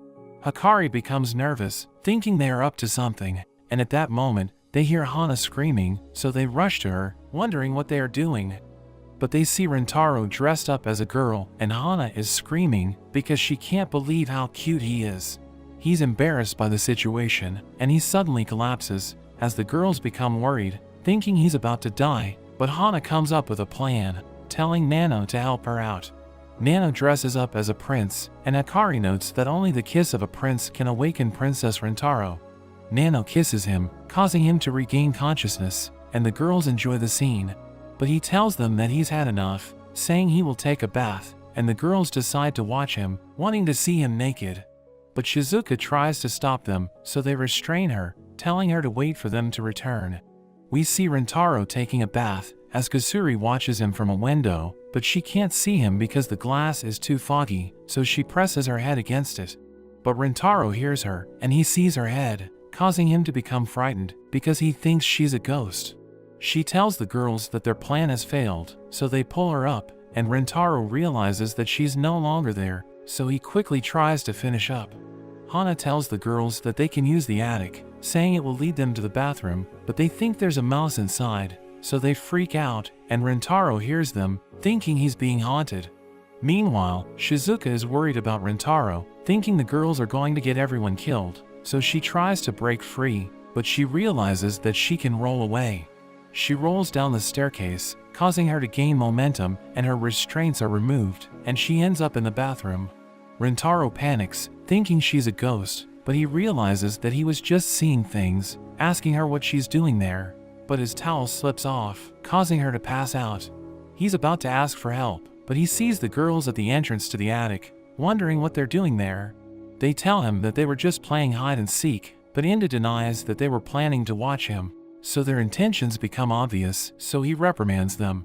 That evening, Rintaro sees Hana praying for Hakari's father, and he joins her, wondering why she never entertained a suitor after Hakari's father passed away. So she reveals that she's still in love with him, saying she has no right to love another man. But she tells Rintaro that she's in love with him, thinking it's not right, but he explains that she can love more than one man, as long as her feelings are real. She tells him to kiss her, as she recalls Hakari's father, who told her to save her first kiss for the man who will never leave her. Rintaro kisses her, as she becomes emotional, thinking about Hakari's father. That evening, we see everyone sleeping in one room, and Hakari approaches Rintaro, as Inda wonders what she's doing. Rintaro wakes up, and Hakari tells him that she just wants to sleep next to him, saying she was afraid that she would never be with him again. He kisses her, telling her that everything is going to be okay, and she's overjoyed to hear this, telling him to hold her until the sun rises. But after some time, Rintaro wakes up, and he sees Hakari making out with Inda, who thinks that she's Rintaro. He makes his way to the bathroom, but he sees Hakari's father, who is upset because he took both Hana and Hakari from him. But Rintaro thinks this is the perfect moment, saying he wants to talk to him, and Hakari's father wonders why Rintaro isn't afraid of him. Rintaro explains that it's because Hana loves him, thinking he's a great person, and he promises to make Hana and Hakari happy. He reveals that he has been watching over them for 16 years. And he thanks Rintaro for opening Hana's heart, saying he will be able to live in peace if Rintaro stays by her side.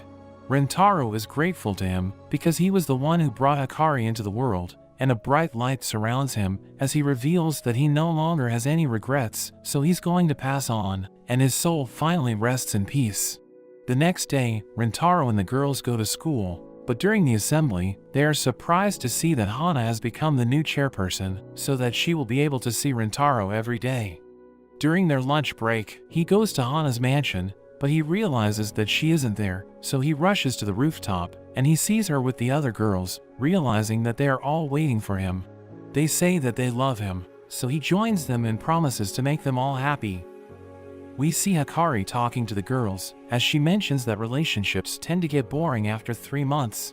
She explains that over a year has passed since their last episode, and she tells them their relationship with Rintaro is about to go stale. So they think they need to do something, and Kusuri reveals that she has developed a new drug, which will make their relationship interesting again. But the solution becomes unstable, and it covers the area with smoke, so Rintaro rushes to the scene, and he realizes that they have all switched bodies. Hakari reveals that her plan was to change their personalities using the drug, but it ended up switching their souls, and they all start to argue. But Rintaro stops them, telling them he's confused, and Hakari notes that she can do whatever she wants because she's stuck in Nano's body, so he will never know that it's her. She clings to him, and she starts smelling his body, but he calls her name, and she wonders how he found out. He knows that Kusuri is in Hakari's body because he's familiar with the way she talks, and she mentions that she needs to pee, but she thinks she's okay since she wears diapers. So Hakari tells her she doesn't use diapers, and she takes her to the restroom. He wonders who's stuck in Kusuri's body, and he realizes that she's acting like Hana, who's overjoyed because she's young and energetic again. He sees Hana checking herself out, but she tells him she's just doing it to burn fat, so he realizes that she's Inda. He wonders who's in Inda's body, and he sees her smiling, so he thinks she's mad, but Shizuka gives Inda her cell phone as he notes that she looks cold. So he realizes that Nana's soul is inside her, while Shizuka's soul is stuck in Inda's body. He wonders how he can get the girls back to their bodies, and Shizuka suggests butting heads, so she tries it with Kusuri. But it doesn't work, so Hikari and Inda become upset, telling them not to damage their brains. Hana thinks kissing Rintaro might work, and she pats his head, as she calls him a good boy. She kisses him, but he realizes that her soul has left Kusuri's body, and the girls can't believe that it actually worked. Nano approaches him, as she notes that they should all kiss him, so that they can return to their bodies. He thinks motherly Kusuri was deadly, but Nano tells him to lower his head, telling him it's not the time to get flustered, and she kisses him, so her soul flies off. Kusuri starts to feel strange, so he quickly kisses her, and her soul is also released. He's so happy that he's about to lose it, but he notes that he needs to keep it together until he kisses everyone, and he sees Shizuka acting cute, so his head starts bleeding, but he tells her not to worry, and he kisses her as her soul takes off. Inda tells him to get it over with, and he tells her she's cute, so she hits him, but he notes that it doesn't hurt at all. He kisses her, and her soul joins the others, but Hikari suddenly hugs him, telling him the souls look cute. She mentions that she loves him, and she kisses him as her soul leaves Nano's body. The girls return to their bodies, and they're glad that everything's back to normal, but Rintaro's heart is about to explode, because he kissed all of them. Hikari asks him what he thinks about the shake-up, so he tells her it was exciting, but he mentions that he likes them better the way they are, and they tell him to kiss them again. After that, we see Rintaro in the cafeteria, and he's about to buy an egg on toast. But he accidentally touches a girl named Kurumi, and they both feel a spark, as he realizes that she's one of his soulmates. He notes that she's a middle schooler, but she asks him if he has a problem, saying she isn't banned from entering the high school cafeteria. The shopkeeper tells her to pay for the food, but she realizes that she forgot her wallet, so she walks away. We see her resting on a bench, when Rintaro gives her half of his egg on toast. She doesn't want to accept it, but she can't resist her cravings, so she decides to eat with him.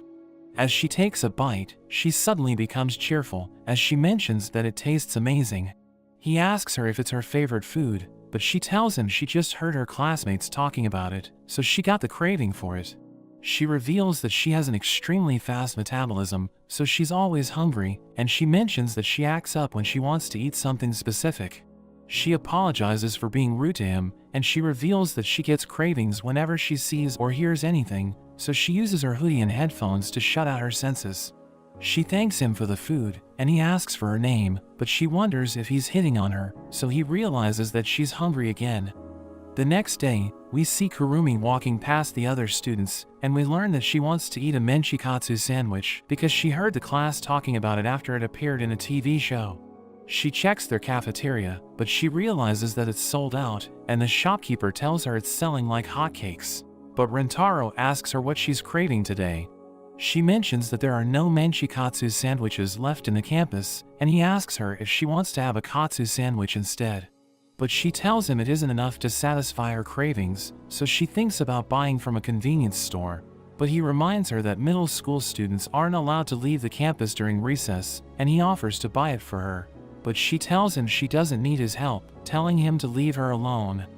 After that, we see Kurumi leaving a convenience store, as she wonders why she can't find a menchikatsu sandwich. Her cravings continue to bother her, so she starts losing it, thinking she's a terrible person, because she acts up in front of others, and even pushed Rintaro away. As she makes her way back to the campus, Rintaro approaches her, telling her to come with him, and he shows her a menchikatsu sandwich. She reminds him that she doesn't need his help, but he tells her they can share the food again, and she eats half of it, telling him it tastes delicious. He reveals that he made it himself, saying he used the ingredients in the cafeteria to prepare it, but she wonders why his hand has bandages, so he reveals that he got hurt while he was frying the patty. She wonders why he's so nice to her, reminding him that she was rude to him, but he mentions that he finds her charming because she enjoys eating her meals. She tells him she just eats like a normal person, but he explains that she makes her meals look delicious, telling her it takes skill to pull that off. He mentions that his food tastes better when he's eating with her, telling her she has qualities that bring joy to everyone around her. She tells him she feels the same way because her food also tastes better when she's with him, so she wants him to keep eating with her as her boyfriend. He becomes happy hearing this, telling her he loves eating lunch with her, and she introduces herself, saying she's a third-year middle school student. He calls her Kurumi-chan, but she tells him to stop using that name because it makes her crave chanko stew. After that, Rintaro introduces Kurumi to the girls, telling them she's always hungry, but she mentions that she doesn't want to be their friend, so they realize that she has an attitude. Nano thinks befriending each other is inefficient, but she reveals that she spends time with the girls because she loves all of them. They're touched by her words, and they tell her they also love her, but Kurumi thinks they're all weirdos. Rintaro tells everyone about a food fight festival, where the winner will get prize money, as well as a special gelato. Each team can have up to 10 members, so he thinks everyone should enter, but Kurumi tells him she can win the contest by herself. She thinks the others will only hold her back, because she won't get along with them, but Hana tells her that middle schoolers need a guardian to participate, and she knows that her parents aren't available. So she tells Hana to act as her guardian, but she mentions that she will only do it if Kurumi calls her mommy, and she refuses, so she decides to enter with the others. We see everyone at the food fight festival, where the host reveals that the participants will compete in 5 rounds, and the team with the highest score at the end wins the contest. She announces that the qualifying round is about to begin, and she reveals that the participants must eat rice to earn points. She mentions that there are side dishes available, but they won't earn points by eating them, saying the only way to win is to eat as much rice as they can. Kurumi mentions that she will enter every single round, saying she doesn't need the others to help her win the contest. So Inda mentions that they aren't useless, and Rintaro tells her not to hit Kurumi, but she explains that she isn't mad enough to throw hands. He notes that he wants Kurumi to work with the girls, but he thinks they need to start slow. The round begins, and Rintaro starts digging in, but he realizes that Kurumi isn't eating because she's focused on the side dishes. She starts eating rice, but he comes up with a plan, and he tells her to eat the side dishes. The other participants think she's an idiot, and Rintaro hears them, so he becomes furious. Hikari tells him to calm down, but she gets turned on, and Inda pushes her away, asking him what he's thinking, so he tells her to watch Kurumi to find out. She mentions that the side dishes taste delicious, and everyone notes that she makes it look good, thinking it's easier to eat the rice with the side dishes. So the other contestants start eating them, as Hikari realizes that Rintaro's plan is brilliant. He knows that Kurumi will burn through the extra food because of her metabolism, so it won't affect her, but he thinks it will fill up the other contestants, so she'll pull ahead of them. The girls continue to give him rice, but they think he's sick of it, so they tell him not to push himself. But he explains that he can't get enough of it, since the girls are affecting its flavor, saying it tastes amazing because of them. The other contestants see Rintaro and Kurumi as they stuff the food down, thinking they're monsters, and the host mentions that time is up. She announces the qualifying teams, and we learn that Rintaro and the girls barely made it to the top 3, while the Gorilla Gang got second place. But the first placer is a solo competitor named Chanko, and Nano recognizes him as a champion of eating contests. The host mentions that it's time for the main rounds, saying the first round is bubble tea, and Rintaro wonders who will enter for the team. But the girls know that he still hasn't recovered from eating rice, so Hana tells him they will take care of it. But Kurumi mentions that she will join the round, and she looks down on her teammates, thinking they can barely eat. She enters the round with Shizuka, and the game begins, as Chanko downs the milk tea. Kurumi notes that it's delicious, but after 10 minutes, her jaw starts to hurt because of the tapioca balls, and the leader of the Gorilla Gang also struggles to chew it. But they realize that Shizuka is doing well, and Rintaro mentions that it's because of her tiny mouth. The girls note that she's used to chewing food because her bite is small, so she's perfectly trained for this challenge, thinking she's like a squirrel.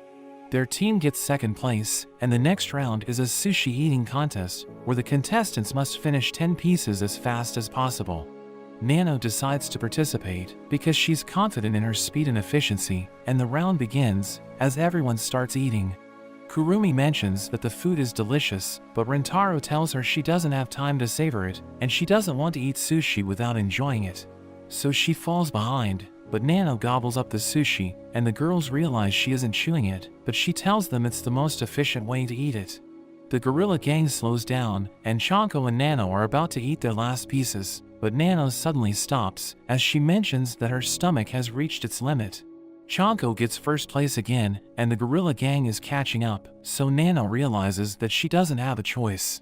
She runs off as she notes that animals can consume excess food when its survival instincts activate. So she heads to a ledge, and she looks down as Rintaro realizes that she's using her fear of heights to eat the last piece. She notes that she's terrified, and she's able to finish it off, but she realizes that she can't get down, so Rintaro rushes to save her, and he carries her away. In the next round, the contestants need to eat a super spicy tofu, and Rintaro decides to send Inda because she's good with spices. Everyone except Chanko struggles to complete it, but thanks to Inda's spice tolerance, Rintaro's team wins the round. The next round's theme is cake, and everyone's enjoying the food, as Chanko leads the pack, so the gorilla gang tries to catch up. But Hikari mentions that she will gain weight because the cake is full of sugar, and everyone hears it, so most of the contestants stop eating. But Inda tells them that fat can go to the chest, so Hikari and Hana continue eating. Their team gets second place again, and Rintaro tells the girls they're doing great, as Kurumi realizes that her teammates are carrying her. The leader of the gorilla gang asks them how they can finish the food, so Rintaro tells her it's thanks to the power of love. The girls agree with him, but Kurumi doesn't understand what he means. The final round is about to begin, but Kurumi notices that everyone else has reached their limit, so she realizes she needs to fight for the team. The host announces that Chanko has the top spot, but the final round is for double the points, so the other teams can still catch up. The game begins, and the contestants start eating ramen, but the leader of the gorilla gang struggles to take a bite.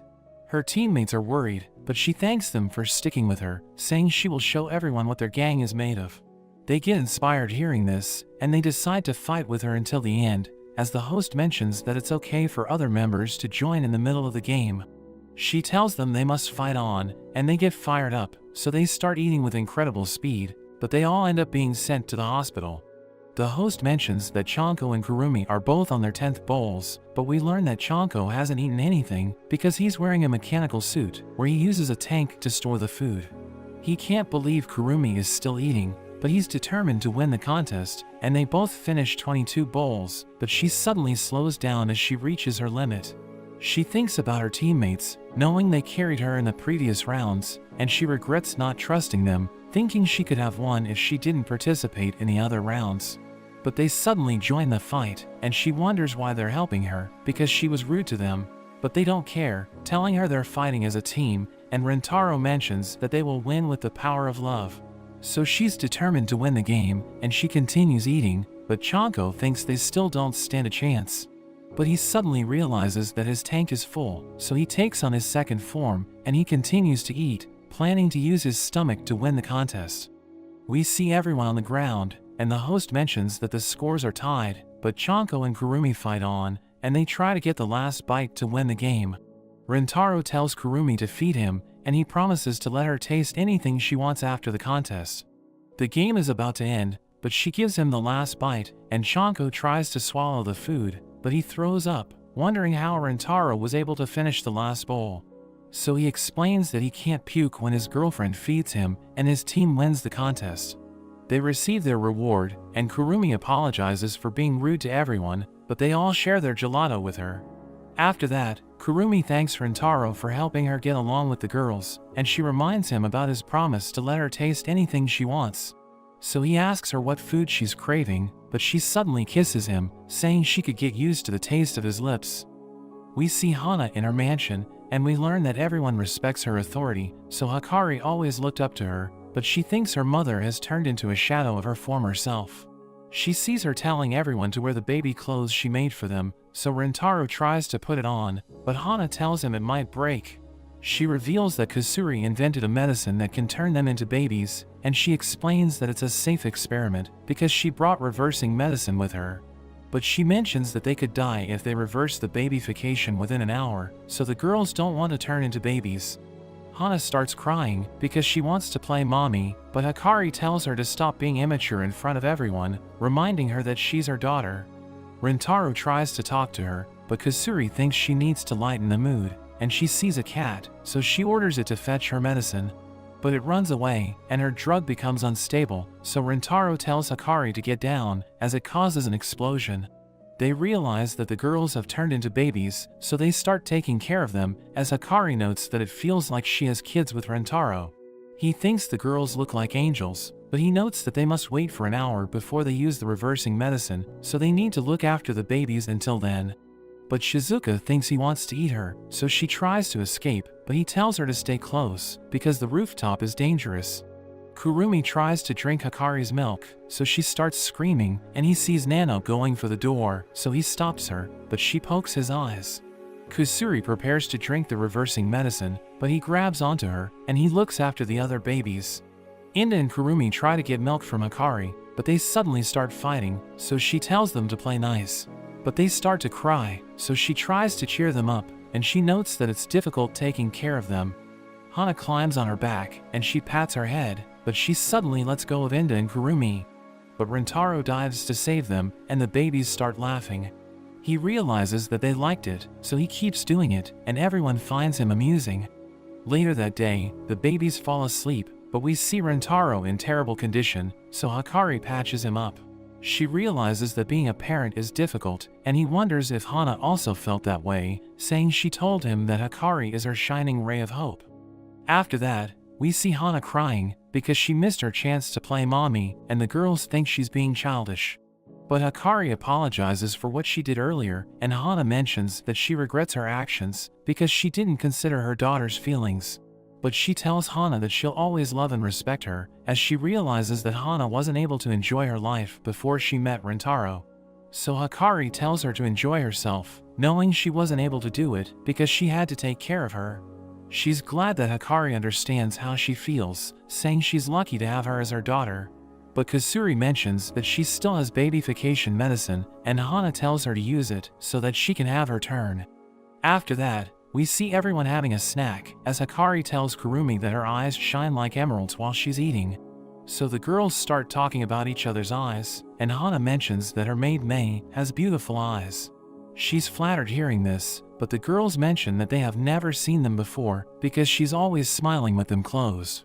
Shizuka asks about her eyes, so Hana reveals that it's rainbow-colored, and Kusuri wants to see it, but Mei explains that she needs to keep smiling for her master. Hana mentions that she also wants to see her eyes, so Mei tries to change her expression, but she realizes that she can't, because she smiled for so long that her facial muscles are now stuck. She mentions that she can't open her eyelids, thinking she has failed as Hana's maid, because she can't obey her orders. So she thinks about looking for a scalpel to cut them off, but Hana tells her to forget about what she said, and she notes that Mei is so loyal that it's scary. She mentions that she will do anything for her master, and Nano thinks she's like an android, but Kurumi wonders how she can see, because her eyes are always closed. But she reveals that she can see using her other senses, and she realizes that a pot is about to hit Rintaro. So she catches it, asking him if he's okay, and he thinks she's amazing, because she was able to save him with her eyes closed. Shizuka comes up with an idea, and she says boo, but everyone just stares at her. He realizes that she was trying to startle Mei, so he pretends to be surprised, and the girls note that her goal was to get Mei to open her eyes. Kusuri thinks about using her drug to melt Mei's face, but Rintaro stops her, and Nano approaches Mei with a cutter, as everyone wonders what she's thinking. She stabs Mei, but nothing happens, and she reveals she retracted the blade before stabbing her. Everyone is relieved, but Shizuka starts crying, so Nano tries to apologize, but Rintaro tells them it's nobody's fault. Kurumi reveals that she has a plan, and she gives Mei a sweet bun, so she eats it, saying it tastes delicious. But Kurumi wonders why her plan didn't work, because she thought delicious food would open Mei's eyes. Rintaro thinks good times might do the trick, and Hikari wonders what makes Mei happy, so she reveals that she enjoys seeing her master in a good mood. Hana mentions that she likes getting cozy with Rintaro and the girls, so Hikari decides to sacrifice Inda. She tells Inda to come to her, and she doesn't want to do it, but Hikari pushes her to Hana. Mei enjoys watching her master happy, but Rintaro sees that their plan didn't work, so he wonders how they can get her to open her eyes, thinking it's his job to show his girlfriends what they want to see. He suggests making her laugh, because he thinks she might do it with her eyes open, but Inda wonders how they're supposed to do that. So he tells Mei about a mistake he made yesterday, saying Kasuri shared a brain teaser where he had to say Totoro multiple times. She asks him a question, and he answers Tororiyam, but she tells him he's wrong, and Kurumi wants them to stop because they're making her crave food. He mentions that he wants to watch a movie, which is called Tonari no Totoro, but he ends up saying Tororo no Tororo because of the brain teaser. Mei laughs at his story, but he reveals that he wasn't the one who said it, saying it was actually Hana, and Mei suddenly opens her eyes. They both feel the shocking sensation, so he realizes that she's one of his soulmates, but she closes her eyes, and the girls wonder how his plan worked. He explains that she's extremely loyal to Hana, so she didn't want to laugh at her, which explains why her expression suddenly changed. Hana realizes that she's blushing, so she asks Mei if she fell in love with him at first sight, and the girls want her in their family, but she explains that she can't have feelings for her master's lover, since she's loyal to her. But Hana tells her to put her feelings first, so she asks Rintaro to go on a date with her. The next day, Mei picks Rintaro up at his house, and he recalls that when she asked him out, Hana told her she should act as his personal mate instead. He thinks it's his chance to get to know her better, and she asks him where he wants to go. But he wonders what she enjoys doing during her free time, saying he wants to go wherever she likes, and she mentions that she loves Hana, so she decides to drive to her house. But he tells her to think of something else, and she mentions that she also loves him, so she starts driving back to his place. She explains that she can't think of anywhere else to go, because she doesn't have hobbies, so he tells her to take them to the park. They enjoy the scene, and he asks her what she wants to eat, but she tells him not to think about her, and he realizes that she wants to do nothing but please him all day. So he tells her to cook something for him, thinking it will help him find out what she wants to eat. But she just tells him to wait, and she gives him a bento meal she made, saying she cooked it for him this morning because she was excited. He notes that she didn't tell him about it because she wanted him to eat whatever he wanted, so he realizes that she's selfless. He starts eating it, telling her it tastes delicious, and he thanks her for the meal, but he asks her why she seems restless. So she tells him to give her orders, telling him she wants to serve him. He orders her to take a sakura branch, but he realizes that he's treating her like a dog, so he thinks he deserves to die. He tells her to throw it, and he fetches it for her, thinking it's the best way to order her around without treating her like a dog, but she asks him what they're doing there, saying she wants to serve him. He tells her she needs to treat herself better, but she mentions that her life is worthless, thinking her only purpose is to serve her masters. But he orders her to stop being useful to him, and he explains that her presence makes him feel better, so she hides behind a tree, but he tells her to stop watching him because it's helping him relax. So she decides to return to Hana, who asks her what she's doing there because she's supposed to be with Rintaro, so she explains that she's just following his orders. But Hana suddenly receives a call from him, and she gives the phone to Mei. He tells her his heart is racing because he's imagining what she's up to, so she doesn't know what to do next.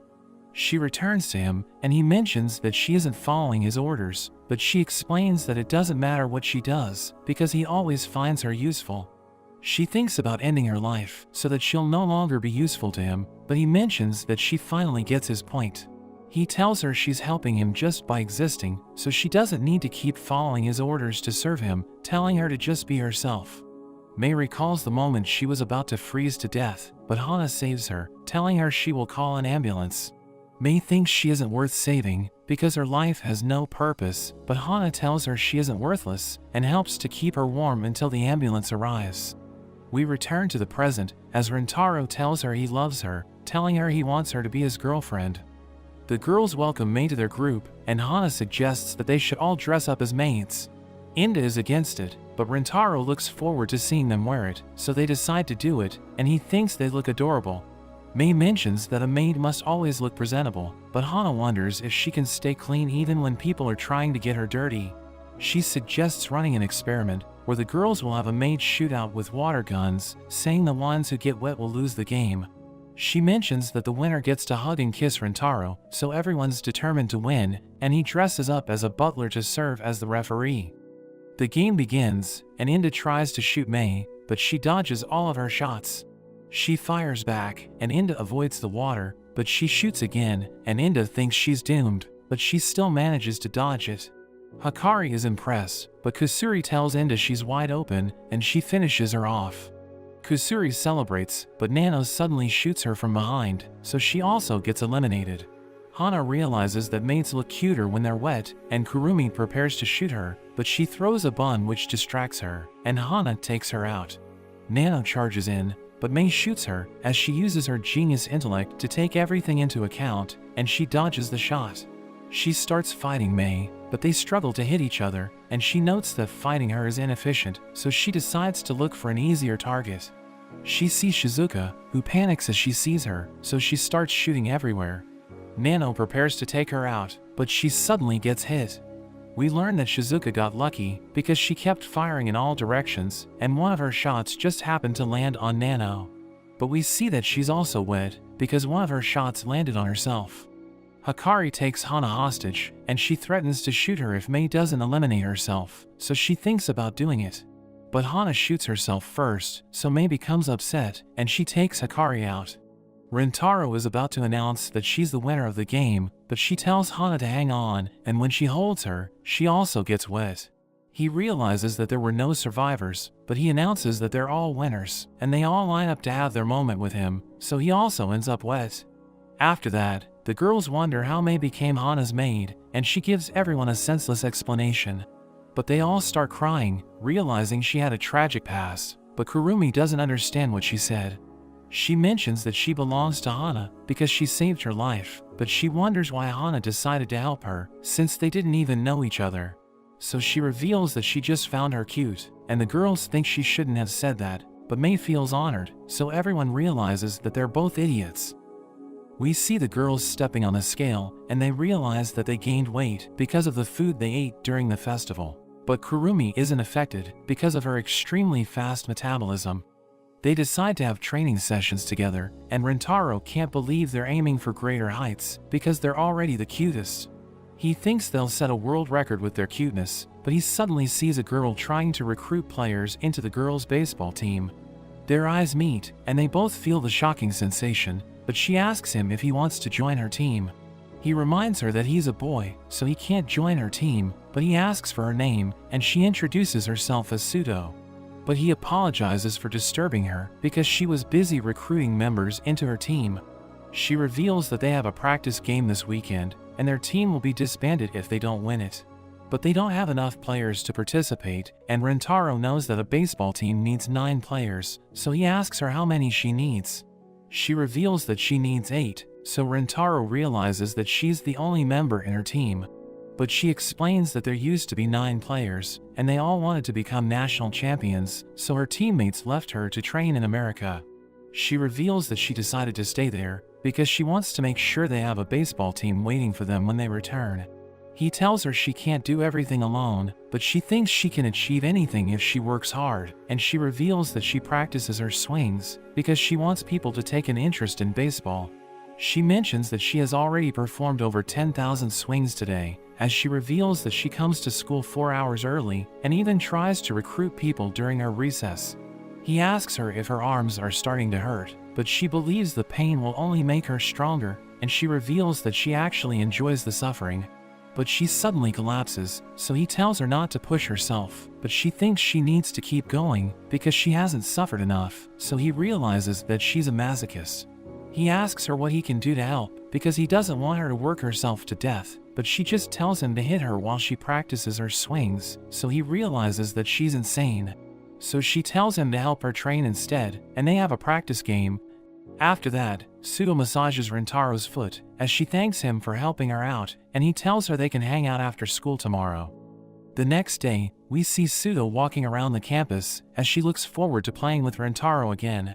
She realizes that she's in love with him, but she sees him holding Nano's hand, so she becomes jealous. Later that day, Rintaro invites Sudo to play with him, but she suddenly asks him to go out with her. But he explains that he already has 8 girlfriends, and he isn't sure if he can make her happy, so he decides to reject her. She realizes that she has just experienced her first heartbreak, but it makes her excited, because the pain is unbearable, and she's glad that he broke her heart. But he suddenly throws up blood, so she freaks out, and he reveals that he saw her watching him with Nano, but he realized she enjoyed the suffering.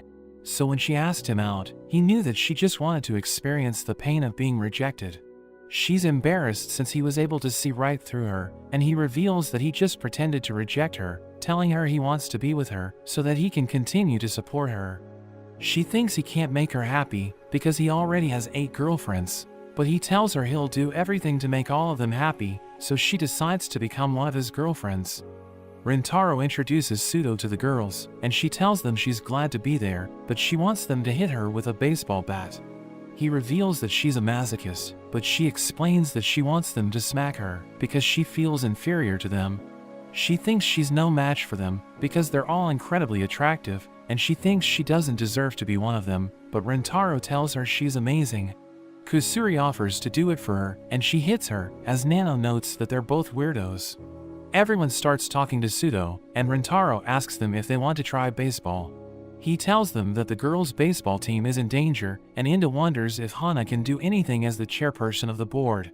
But she tells Pseudo that there are other clubs that have already been shut down, and if she saves the baseball team, it won't be fair for the other students who lost their clubs. She adds that if she abuses her powers, the school's reputation will suffer, and it would affect the students' career prospects. Rintaro tells the girls they aren't required to join the baseball team, but he mentions that he'll be there to support them. They realize that it's a perfect opportunity to exercise, so they all decide to participate. But Inda notes that 3 of them can't play because they aren't high schoolers, but they want to join the practice so that they can also work out. He realizes that they just need to recruit 3 more members to complete the team, but Inda mentions that they need to win, and none of them plays sports. But he thinks they can win with the power of love, and they all decide to do their best. After that, Rintaro tells the girls they should start with the basics, so they decide to play catch. Hana throws the ball at Inda, but her melons start bouncing, so Inda becomes upset, so she throws it back as hard as she can.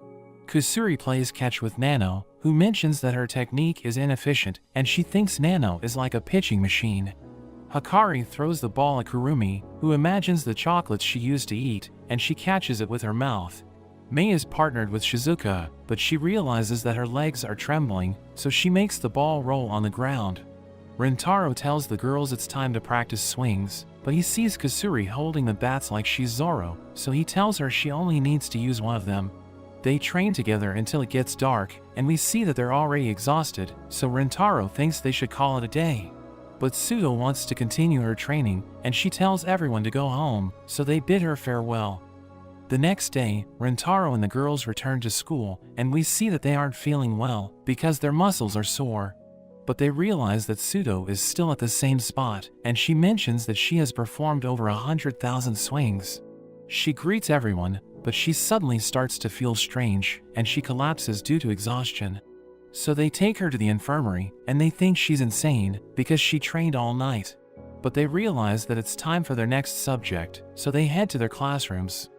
After some time, Pseudo wakes up, but she thinks she needs to practice again, and Rintaro arrives, telling her to stay in bed. But she explains that she needs to train because she needs to win the practice game. He tells her it's time for class, but she wonders why he's there, so he reveals that he made frequent trips to the bathroom to check on her. He doesn't want her to train herself to death, so he comes up with a plan to pretend that he's sick, so that she'll be forced to stop training. That evening, Rintaro and the girls call it a day, but Pseudo refuses to go home, so he decides to execute his plan. But the girls mention that they want to train with her, because they know that she wants to make all of them happy by winning the game. They're determined to improve, so that they can win as a team, but they wonder why Rintaro took his clothes off. But he tells them to ignore him, and they all decide to do their best for the team. As the game is about to begin, Rintaro reveals that he recruited 3 girls to fill in the remaining spots. But he suddenly receives a text from them, which mentions that they can't play because they're sick, so he becomes nervous. The coach of the Jurassic team tells them to take the game seriously, and she promises to treat them to barbecue if they win. But Rintaro tells her they have 3 members absent, so he needs to add family and friends to their team, and she tells him it's okay, so everyone prepares to play the game. Pseudo throws the ball, and the Jurassic team struggles against her, so one of them named Baroki becomes nervous. Their ace Tarano recognizes her as a talented player, and Baroki knows that she was involved in a traumatic incident in middle school, so they don't have to worry about her on offense. The teams change sides, and Inda takes her position as the batter, but Toronto throws the ball with tremendous force. Inda manages to hit it, but her bat flies off as she realizes that she isn't strong enough to stop it. Baroki tells her they don't stand a chance, and she reveals that Toronto only throws middle fastballs, but she's so strong that her throws can destroy bats. Baroki is the only one who can catch every ball she throws, and we learn that they're known as the Destiny Duo. Inda gets wrecked, and during Pseudo's turn, Toronto tosses the ball, so she prepares to hit it. But she hears the audience cheering for the players, and she becomes distracted, so she doesn't even take a swing. Her teammates wonder what's wrong with her, but she realizes that she can't win if she doesn't take a swing, and Baroki realizes that she's in the zone. So she gives Toronto a signal, and she uses her ultimate skill to launch the ball with all her might. Pseudo hits it, but her bat ends up breaking, and she gets injured, so the others rush over to her. Baroki notes that it will affect her performance, but we learn that Toronto can only use this skill once a day, because it hurts her arm. The girls struggle against the Jurassic team, because they're no match for Toronto, and they realize they're going to lose. Pseudo blames herself for what's happening, but Rentaro tells them it's too early to give up. He notes that they can't let the Jurassic team score another point, or they'll lose the match, so he tells everyone to focus on defense. But Baroki thinks it's all over for them, and she decides to target Shizuka because she's the weakest link. As Shizuka waits for the ball, Baroki tells her she's dragging her team down because she's bad at the game, so she spaces out, and Hikari throws the ball at her, but she can't catch it, and the Jurassic team scores 3 points. Baroki thinks they'll surrender, but they see Shizuka crying, and Kasuri notes that Baroki bullied her. So they become upset, and Inda takes her position as the batter, but Baroki tells her they don't stand a chance, and she calls Shizuka a baby. Toronto throws the ball again, but Inda manages to hit it, and she suddenly goes full Dragon Ball, because she doesn't want them to pick on Shizuka. She manages to score a point, and the other girls follow suit, so Baroki freaks out. She realizes that everyone in their team is fired up, and Pseudo quickly recovers, so Baroki wonders what's happening, as she realizes they all powered up. But we see that they're still 3 points behind, and Toronto pitches the ball, but Kasuri manages to stop it. A player from the Jurassic team prepares to stop her, but he's surprised as she suddenly becomes smaller, and she manages to reach the base. Hana also manages to hit the ball, and she reaches the base just in time. During Shizuka's turn, she recalls that everyone believes in her, so she's determined to do her best. Toronto throws the ball, and Baroki thinks Shizuka doesn't stand a chance, but she hugs the bat to keep it stable, and manages to stop the ball. She runs to the base, as Baroki notes that she's ridiculously slow, but the baseman finds her cute, and she remembers her dog that passed away. So she starts crying, and she fails to catch the ball. Shizuka reaches the base, but the baseman hugs her, telling her she did a great job. Pseudo is the next batter, but Rentaro knows that something's bothering her, because she hesitates when she's in the batter's box. So she reveals that while she was playing a game, a girl in the stands was injured after she hit a home run. She thinks about that moment every time she plays, but she promises not to let her friends down. Toronto pitches the ball, but Pseudo hesitates once again, and she misses the ball twice, so everyone becomes nervous. But she suddenly gets in the zone, and Baroki notes that the game's over if she doesn't hit the ball, so she tells Toronto to go for it. So she uses her ultimate skill once again, and Baroki is confident that Pseudo won't be able to stop it. She hits it, but the force is so powerful that her clothes are torn to shreds, and she thinks she'll hurt someone if she hits a home run again. But Rentaro tells her to send it his way, so she launches it towards him, and everyone can't believe she was able to pull it off. The ball starts falling with ridiculous force, and Rentaro puts everything on the line to catch it, because he knows that Pseudo will stop playing baseball if he fails. There's suddenly a powerful shockwave, but as the dust settles, we see that he was able to catch the ball. So his team wins the game, as Pseudo approaches him, but he becomes flustered, since she lost her clothes. But she wants to thank him for helping her win the game, and she kisses him, telling him she loves him. After that, Rentaro and the girls have a barbecue with the Jurassic team, and Baroki apologizes for being mean to Shizuka, as they all enjoy their meal together.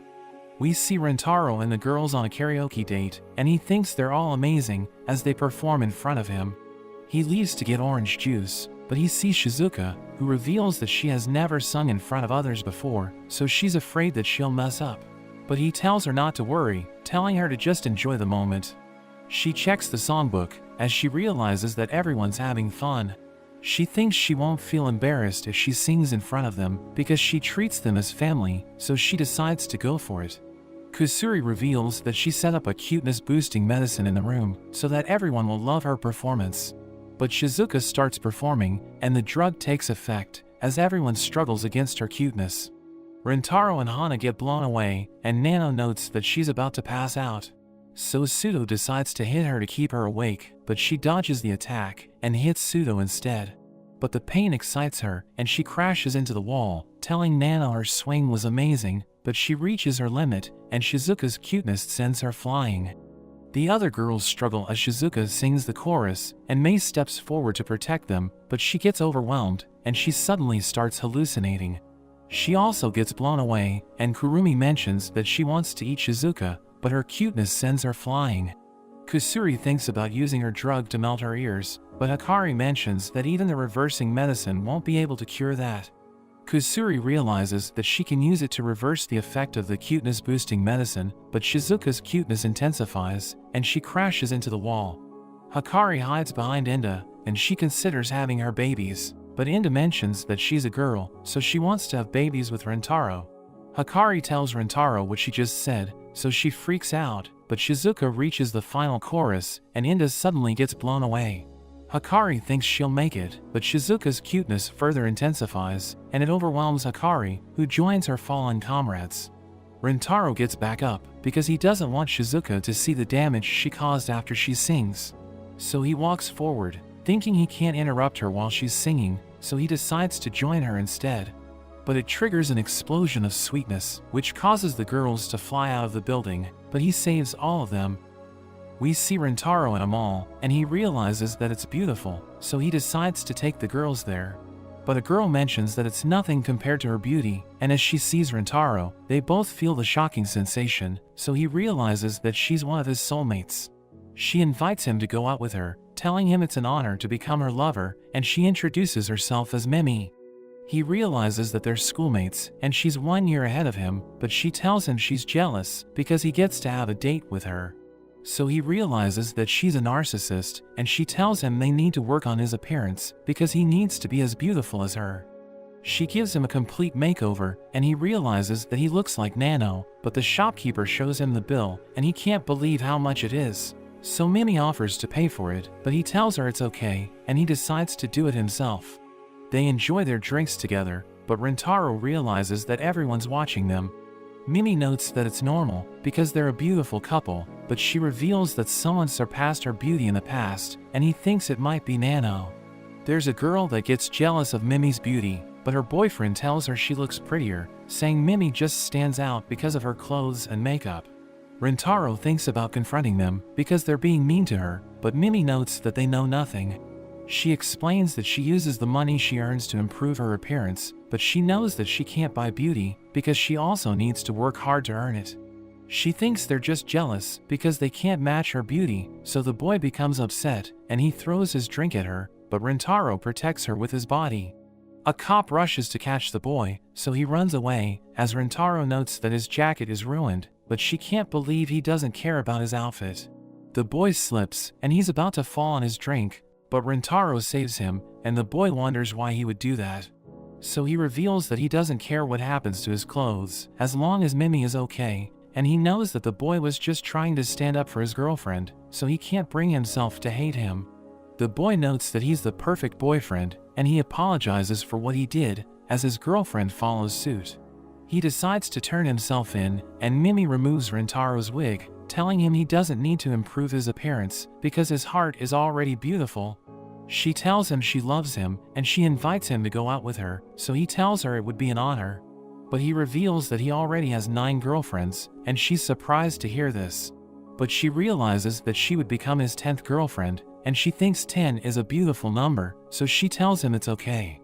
Nano suddenly arrives with Shizuka, who tells Rintaro she went to the bookstore, and he tells Mimi that they're 2 of his girlfriends. But Mimi recognizes Nano because she was the one who surpassed her beauty, and she refuses to become a part of his family since she doesn't want to be with Nano. She challenges her to a beauty search contest where the loser must leave his family, and he thinks Nano won't accept it. But we see her riding a wheelchair, and she gets up, telling Mimi she'll rise to her challenge. We see that there was a beauty contest in the past, which Nano ended up winning, but she notes that she only entered by mistake. Mimi can't believe she lost, but she tries to make friends with Nano, but Nano thinks friendship is a waste of time, and she leaves her hanging. We see everyone gathered on the roof, as Mimi is determined to finally win against Nano.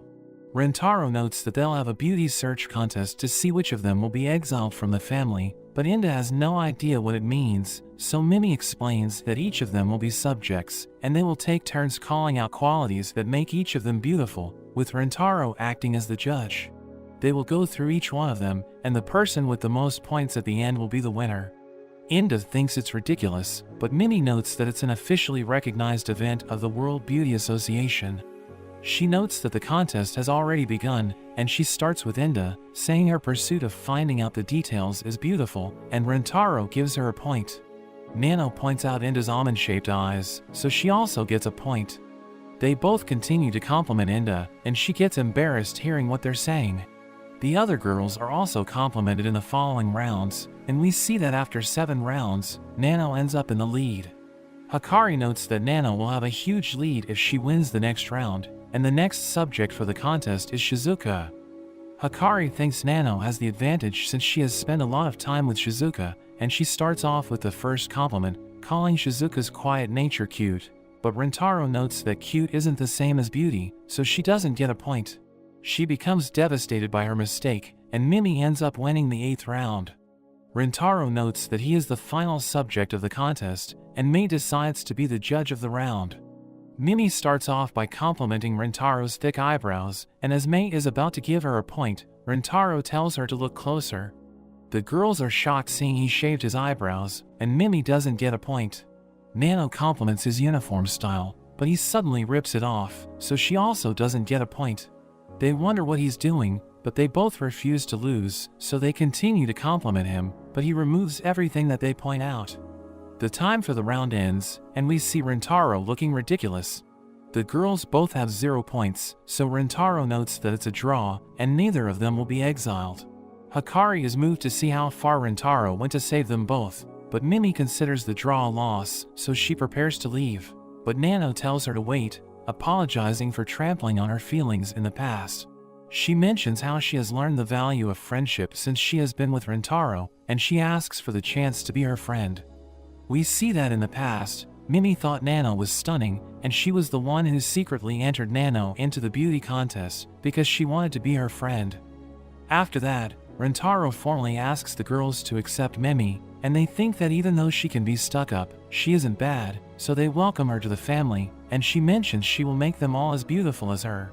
She starts off by giving Kusuri a makeover, and everyone is impressed. Kusuri rushes over to show Rentaro, and she jumps up and kisses him. Mimi remembers hearing that kissing someone you love produces a hormone that's vital for beauty, so she tells the girls that they all need to kiss Rentaro, but he isn't sure about it. Hana notes that they just want to be more beautiful for him, so he ends up agreeing to do it. Kusuri reveals a new lip balm drug that increases stimulation, and Mimi thinks that the more pleasure they feel could lead to more production of the hormone. Nano tries it out first, and when she kisses Rentaro, she's overwhelmed by the sensation, and she falls to her knees.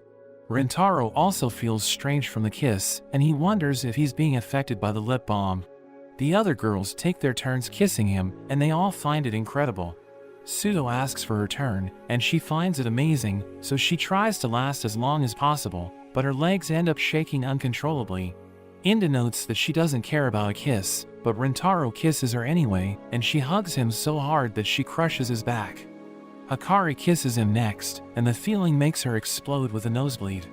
Inda rushes to check up on her, but her vision is blurry, so she kisses her thinking she's Rentaro, and Hana gets a nosebleed as she takes pictures.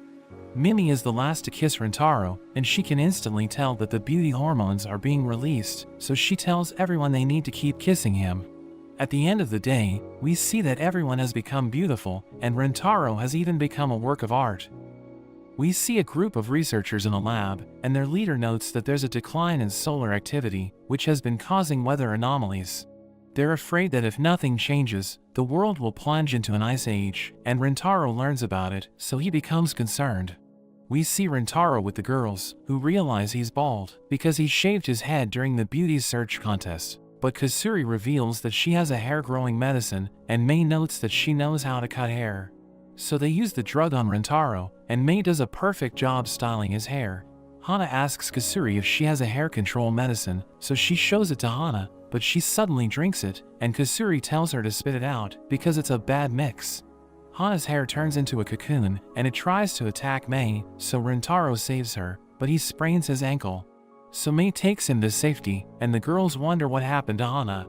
So Kusuri reveals that she drank a mix of hair control and hair-growing medicine, which caused her hair to take over her brain. Kusuri explains that the hair only follows Hana's instincts, and won't stop growing unless they wake her up. Kurumi realizes that the hair is about to attack them, so she tells everyone to watch out, but she ends up getting caught. Rintaro runs away with the girls, and they see the vice principal, but the hair knocks her out. They realize they're surrounded, and Kusuri gives Shizuka a drug, before sacrificing herself to create an opening for the others. She tells everyone to escape, but Hikari gets caught, so Inda tries to save her, but Hikari tells her to stop, because she's breaking her arm, so Inda decides to let go.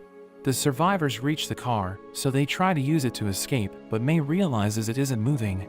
They see that the hair is holding it in place, so Inda and Sudo push it to help the others escape. Inda tells Sudo to get her bat, and she uses it to send her flying, allowing her to get to the car.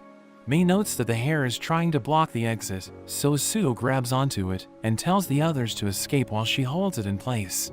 It suddenly restrains her, and she feels like it's ripping her apart, but she actually likes it. It starts attacking everyone in the city, as the girls realize the world is in danger, and Nano suggests escaping to the roof of a nearby building. They decide to go with her plan, and Rintaro tells Shizuka and Mei they need to hurry, but Shizuka drinks the drug Kusuri gave her, and Mei drives away with her. The hair starts chasing after her, and Nano realizes that she used a fantasy medicine to become cuter, so that she can buy time for them to escape. We see a group of girls trying to enter the elevator, but the hair suddenly grabs onto them, so Nano notes that they need to take the stairs. She and Mimi help Rintaro reach the rooftop, but he realizes that the entire city is covered in Hana's hair, so he thinks it's the end of the world. Nano takes out her cutter, as she notes that they need to cut the hair, and Mimi mentions that she can style it with her hairbrush. They fight to defend themselves, but the hair prepares to attack Rintaro, so they try to defend him, but they end up getting captured. Mei and Shizuka suddenly arrive in a helicopter, revealing that they were able to survive because of Shizuka's enhanced hearing, and they went to Hana's mansion to get the chopper. They help him escape, but he doesn't want to leave Nano and Mimi, so they tell him to go without them, because he's the only one who can save the world. He escapes with Shizuka and Mei, and he tells them he has a plan, telling them to take him to the center of the scalp, where they can find Hana. They're worried that he'll die if his plan fails, but he promises to return, and jumps off the chopper. He thinks the hair will save him, because it follows Hana's instincts, and it helps him break his fall, but he suddenly passes out. Hikari's father appears, and he notes that he was having a good time in the afterlife, but he decided to check on Rintaro, because he's risking his life to save Hana. He later regains consciousness, and he sees her at the core, so he tells her to wake up, but he realizes that he needs to reach her heart, because her hair has taken over her mind. So he kisses her, and she regains control of her body, but she suddenly starts crying, because she knows that she covered the world with her hair. But he tells her everything will be okay, because she can now control her hair. She frees the world from her hair, and combines them to create a massive pillar, which reaches the sun. Rintaro cuts her hair, as the sun burns it away, and everything returns to normal. After that, Hana refuses to leave her room, because she's ashamed of what she did. But Rintaro visits her, and shows her the news, as the reporter reveals that nobody was killed by her hair, and everyone enjoyed being covered by it. They want to experience it again, because it made them feel amazing, and the researchers note that it saved the world from an ice age by increasing solar activity. So she realizes that she saved everyone, and she thinks Rintaro used the sun to burn her hair, because he knew it would make her feel better. The other girls join them and tell her to cheer up, so she starts crying as she realizes she has become a mother to all of them. Mimi welcomes everyone to her makeup class, and the girls look forward to improving their looks, while Kasuri tells Rintaro to wait for the result. He wonders why they're so driven, because they're already the most beautiful girls in the world, and he sees his classmate Kakuri, who never talks to anyone. There's suddenly a gust of wind, and she's worried that her bangs will stop covering her face, but he realizes that a sign is about to hit her, so he pushes her to safety. He asks her if she's okay, but their eyes meet, and they both feel the shocking sensation, so he realizes that she's one of his soulmates. She reveals that she doesn't want people to look at her, because she's extremely shy, so she hides her face behind her bangs. He explains that her safety is more important, but she thinks it's just second to her bangs, and she thanks him for saving her. She tells him they're classmates, but he notes that he already knows that, and mentions that her bangs make her stand out. She falls into despair because she doesn't want anyone to notice her, but he thinks it's a shame, telling her she has beautiful eyes. She becomes flustered hearing this, and she suddenly disappears, so he wonders if she has superpowers. The next day, Rintaro sees a toy in his locker, and he realizes that Kakuri left a note for him, telling him she made the toy for him. He heads to their classroom, where he thanks her for the gift, but she suddenly disappears again. He tries to talk to her, but she keeps disappearing, so he wonders why she's avoiding him. He asks the girls if they know anything about her, so they tell him she has a pretty face, but she uses her bangs to hide it. He tries to talk to her again, but he decides to respect her personal space and apologizes for telling her she has beautiful eyes. But she notes that she isn't angry at him and explains that she's just too embarrassed to talk to him because she's in love with him. He blushes hearing this, but she freaks out, so she vanishes once again. But she appears behind him and reveals that she's been using misdirection to disappear before his eyes, telling him she throws dolls to distract him before she hides. She thinks she doesn't deserve to be his girlfriend because she's too shy to do anything with him, so she tells him to forget about her. But he tells her not to say that, revealing that he also loves her, so she absolutely loses it and starts avoiding him again. But he refuses to give up, and he starts looking for her, as he notes that her shoes are still in her locker, so he knows that she's still on the campus. He looks behind him and realizes she's been hiding there all this time, so he looks around as she keeps disappearing before his eyes. But she eventually becomes exhausted, so she hides behind a curtain, but he manages to find her by following her breathing. He tells her he'll find her wherever she goes, and she asks him if he's sure, thinking she isn't worthy of his love because she can't even show him her face. He tells her he loves her for who she is, and she decides to be his girlfriend, but her binder suddenly rips open, and he realizes that her chest is even bigger than Hikari's. Rintaro introduces Kakuri to the girls, but they realize she's hiding behind him because she's afraid of being seen. She notes that her hobby is knitting and reveals that she made dolls for everyone, so they thank her for giving them gifts, telling her she's amazing, but she becomes embarrassed and disappears. She appears behind Rintaro, who explains that she likes to hide because she's extremely shy. He suggests playing hide and seek because she's good at hiding, and he notes that he'll search for them, saying the last person to be found will be the winner. He mentions that they can't move once they've picked a hiding spot, and he promises to find them wherever they go, but they're only allowed to hide inside the school. The game begins, so Rintaro starts looking for the girls, and we see that man Sudo pick the same hiding spot. He walks past them and talks to the vice principal, who reveals that she's tired because she's been picking up lost items. Hikari and Enda are in the storage room, and they see Rintaro approaching, so they hide under a table. But they find themselves in an awkward position, so they decide to surrender. Rintaro enters the lab, where he hears Mimi and Kasuri talking to each other, and he finds them hiding under the table, but he realizes they're both talking in their sleep. He heads to the library, and wonders why there are books on the floor, so he checks a nearby box, and sees Shizuka hiding with Nano. At the canteen, we see Hana and Kurumi under a table, and they hear Rintaro's voice, so Hana tells Kurumi to be quiet. But she gets too close to Hana's chest, which startles her, so they end up being found. Rintaro and the girls look for the others, but they see puddles in the hallway, and they find Mansudo. They search everywhere, but they still can't find Kakuri, and the vice principal appears, as Mei notes that she might be hiding inside a moving object. Rintaro asks for the vice principal's permission to look inside the box, and he realizes that Kakuri isn't there.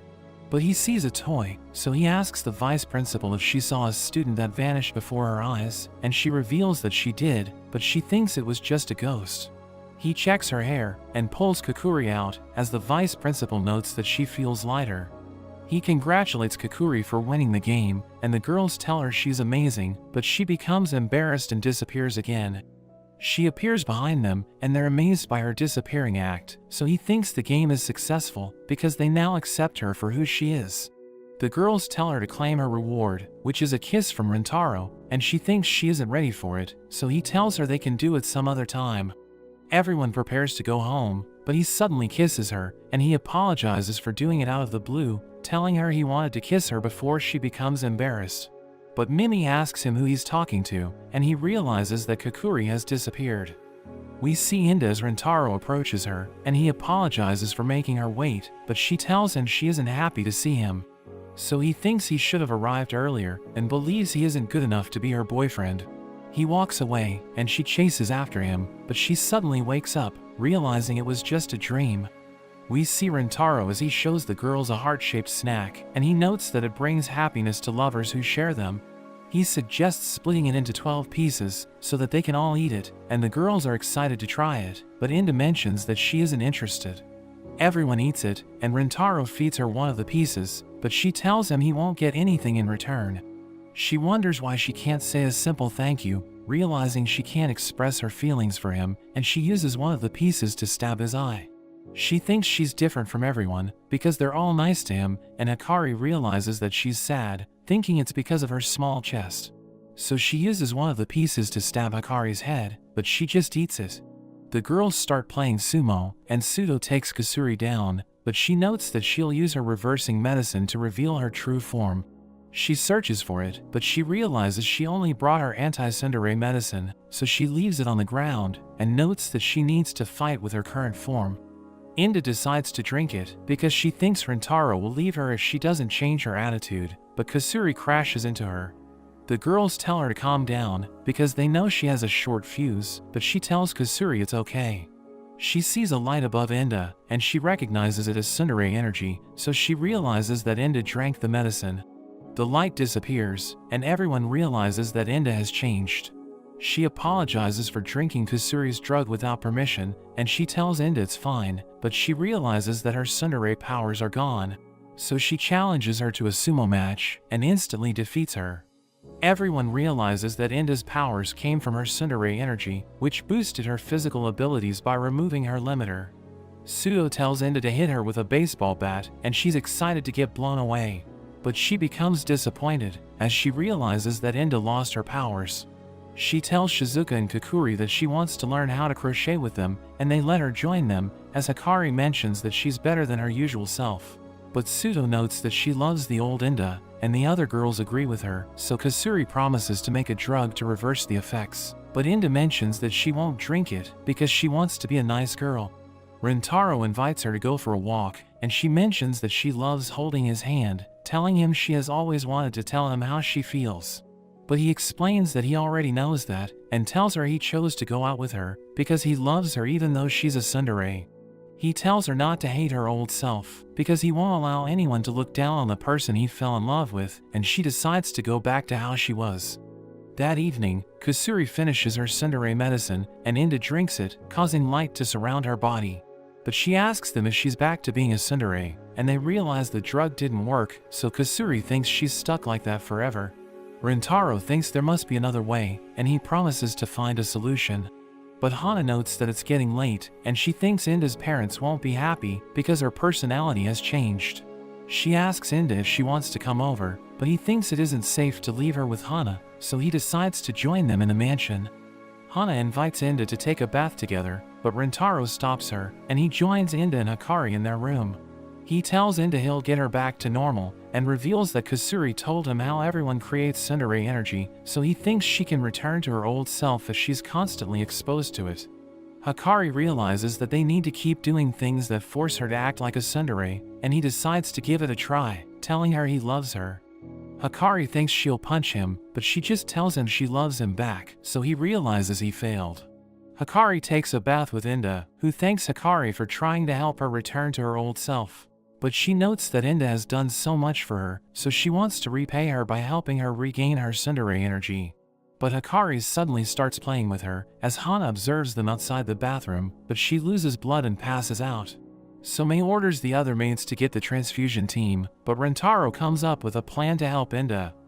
The next day, Rentaro tells the girls about his plan, and explains that everyone can create tsundere energy, but Inda can't generate as much as she used to. He thinks they should all channel their energy into her, by taking the anti-tsundere medicine and allowing her to use their energy to return to her old self.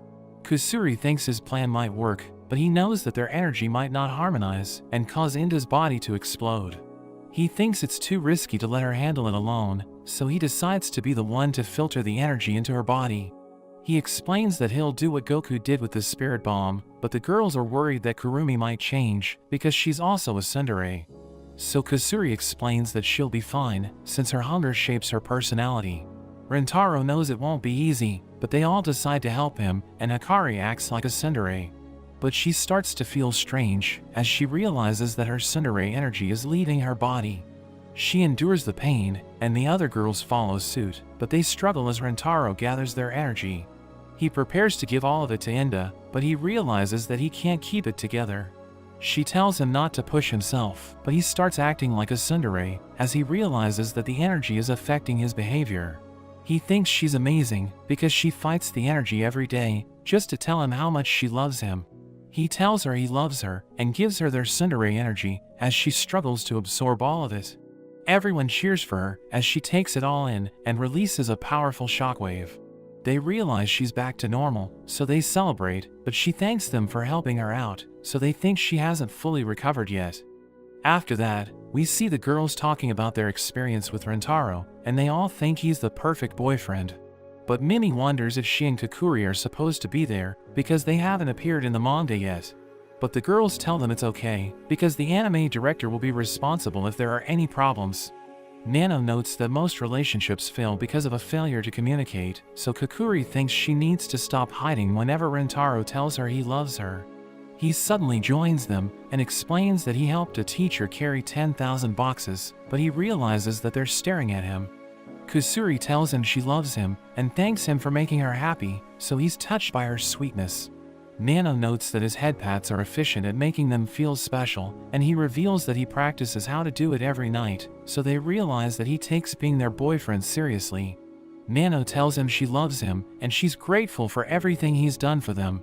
Pseudo notes that she's inspired by the hard work he puts in to make them happy, and calls him an amazing boyfriend, while Shizuka mentions that she's glad he's always by her side.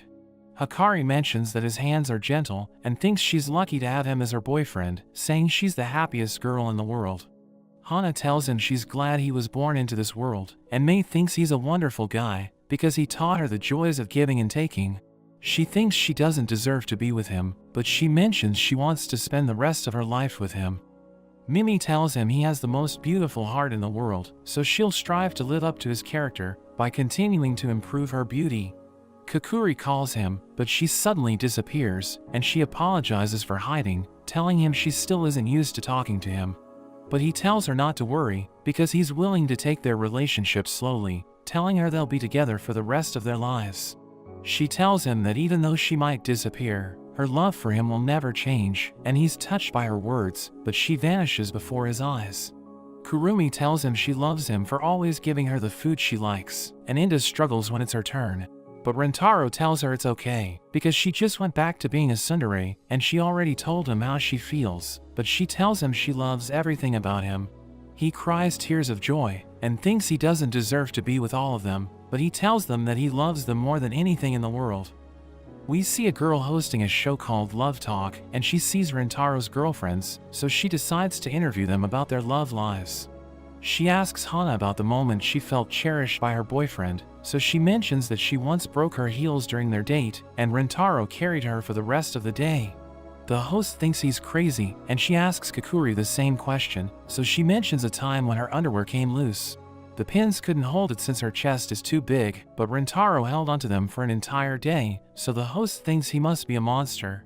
She wants an answer her viewers can relate to, and asks Shizuka for her answer, so she notes that Rintaro wanted to keep up with her love for reading, so he would memorize books for her, revealing that he would write notes all over his body, but the host thinks it would have looked terrible. She asks Nano next, so she reveals that during their date, Rintaro noticed she couldn't cross the bridge since she was afraid of heights, so he ended up carrying her on his back and swimming to the other side. The host asks the other girls, but they all tell her about the crazy things that Rintaro has done for them, but she doesn't realize they all have the same boyfriend, so she thinks all of the boys have gone mad. She asks Melas, and she reveals that she went somewhere romantic with Rintaro, where he prepared a surprise for her. The host thinks her boyfriend must be normal, but she notes that his surprise was dressing up as Frieza, so the host thinks that he must also be insane.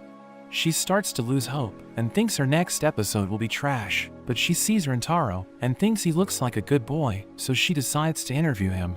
She asks him what makes his girlfriend amazing, so he starts telling her about all their best qualities, and he doesn't stop talking. So she thinks his girlfriend must be a monster, but he loses it hearing that, and ends up destroying the camera. Rintaro visits his uncle Hiro, who asked him to watch over his daughter, even though he's never met her before. He remembers how he once saved Hiro from being run over by Truck-kun, which is why Hiro now thinks so highly of him. He rings the doorbell, but feels the shocking sensation when he sees Hiro's daughter Chio, so he realizes she's one of his soulmates. He thinks she's too young for him, since she only just started middle school, but she tells him to come in. He slips as he steps on a pellet, and he's about to fall on her, but he quickly launches himself away instead. She realizes his shirt is untucked, and she becomes upset, since she can't stand seeing something disorderly. She immediately fixes it herself, and apologizes for being rude, but he tells her it's fine. She starts to do her homework, as she explains that she needs to set an example for her classmates, since she's their class rep. He accidentally spills his tea, which makes her upset again, so he takes a shower, as he wonders why she's the one looking after him, since it's supposed to be the other way around. He apologizes for causing trouble for her, but she explains that she's used to doing things herself, since her mother isn't around. She explains that she's Hiro's only child, so she needs to be responsible, but the heater suddenly stops working, and the water becomes cold. She decides to check the boiler, but realizes she can't open the door, so she makes him put on his clothes to keep him warm. But it doesn't work, and she thinks she needs to take care of him since he's her guest. She hugs him so that he won't feel cold, but he apologizes for being a handful, and tells her not to hold herself responsible for everything, since she's still in her first year of middle school. She recalls that when she fixed everything around her, everyone praised her for being responsible, but she now feels pressured, since she wants to live up to their expectations. She can't believe Rintaro understands how she feels, since she's only known him for less than an hour, but they think they can't be together since they're cousins. An arm suddenly takes her glasses away, so she starts to panic, and she cries as she tells Rintaro she loves him. He tries to calm her down, but Hiro suddenly appears, and reveals that he's the one behind everything. He admits that he caused trouble for them, so that Chio would get closer to him, since he thinks that Rintaro is the best man for her. He asks him to go out with her and starts to cry, so Rintaro makes her wear her glasses, but explains that he can't be with her, since he feels like she's being pressured. But she tells him that she loves him, and mentions that even though they're cousins, she still wants to go out with him, so he tells her that he also loves her, and agrees to be her boyfriend. Rintaro introduces Chio to the other girls, but they worry that the anime might be cancelled, since she's so young. Hikari welcomes her to their family, but she becomes upset when she sees Hikari's uniform, and forces her to wear a longer skirt. She also gets triggered when she sees Inda, since she isn't wearing the proper uniform, and she forces her to follow the dress code. She can't stand Mimi's eyelash extensions, so she rips them off, and we see that it doesn't make a difference, but Mimi becomes embarrassed and runs off. Chio tells Kakuri her bangs are covering her face, so she pulls them up, and Kakuri freaks out since her eyes are exposed. Shizuka gives her sunglasses to calm her down, but Chio tells Shizuka her hair is a mess. She fixes it on the spot, and manages to make it straight, but it starts to curl again, and Kurumi thinks she looks ridiculous. Chio tells Kurumi to respect her since she's older, but Nano realizes Kurumi is hungry, so she gives her a hot dog. Chio tells Nano she should eat her own lunch, since the pig that died to make the hot dog is now in heaven, but Nano doesn't think heaven exists. So Chio shows her a video of angels, and she realizes they're real, so she eats the hot dog to respect the pig. Kusuri shows everyone the potion she invented, but Chio confiscates her medicines since she thinks they're dangerous, so Kusuri starts to lose it. Mei realizes she's showing signs of withdrawal and prepares to head to the pharmacy to get medicine, but Chio stops her and scolds her for driving with her eyes closed. She notes that she can't get it to open, so Sudo decides to play a game with Hana to help her, and they play rock paper scissors to decide who's it. Sudo loses, so Hana prepares to hit her with a baseball bat, but she can't resist the urge to slap her instead. Chio thinks they shouldn't exist, and she wraps them up, but Rintaro tells her to stop, and notes that he wants to do things first. She calls him a 12-timer, which devastates him, and he explains that he loves all of them. She thinks everything is finally in order, but she realizes that everyone is miserable, since she forced them to do what she wanted. Mimi suddenly crashes into her, and as she drops her glasses, she realizes everyone's suffering because of her. She starts to cry, and Rintaro grabs her glasses for her, explaining that she becomes anxious without them. Everyone's glad she's fine, and she realizes they're good people, even though they might be messy. She apologizes for pointing out their flaws, but Hikari tells her to watch, and she suddenly kisses Rintaro. Chio thinks it looks wrong, but Hikari explains that they're all happy to be with him, and the other girls also kiss him. She tells him she also wants to try it, so he goes up to her and kisses her as well. After that, we see Mimi walking with Kakuri, who realizes Mimi is popular because of her good looks. But a girl named Toru suddenly tries to take pictures of Kakuri for the school newspaper. She explains that she wants to cover Kakuri in her next article, since she thinks everyone wants to learn about her. But Kakuri disappears whenever she tries to take pictures of her, so she trained just to get her on film.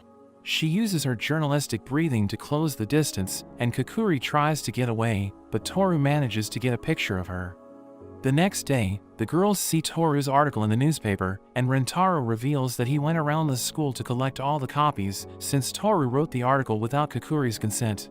Chio shows him a part of the article, which mentions that Toru wants to see Kakuri's face next, so he prepares to burn the newspaper club, but Hana tells him to let her handle it.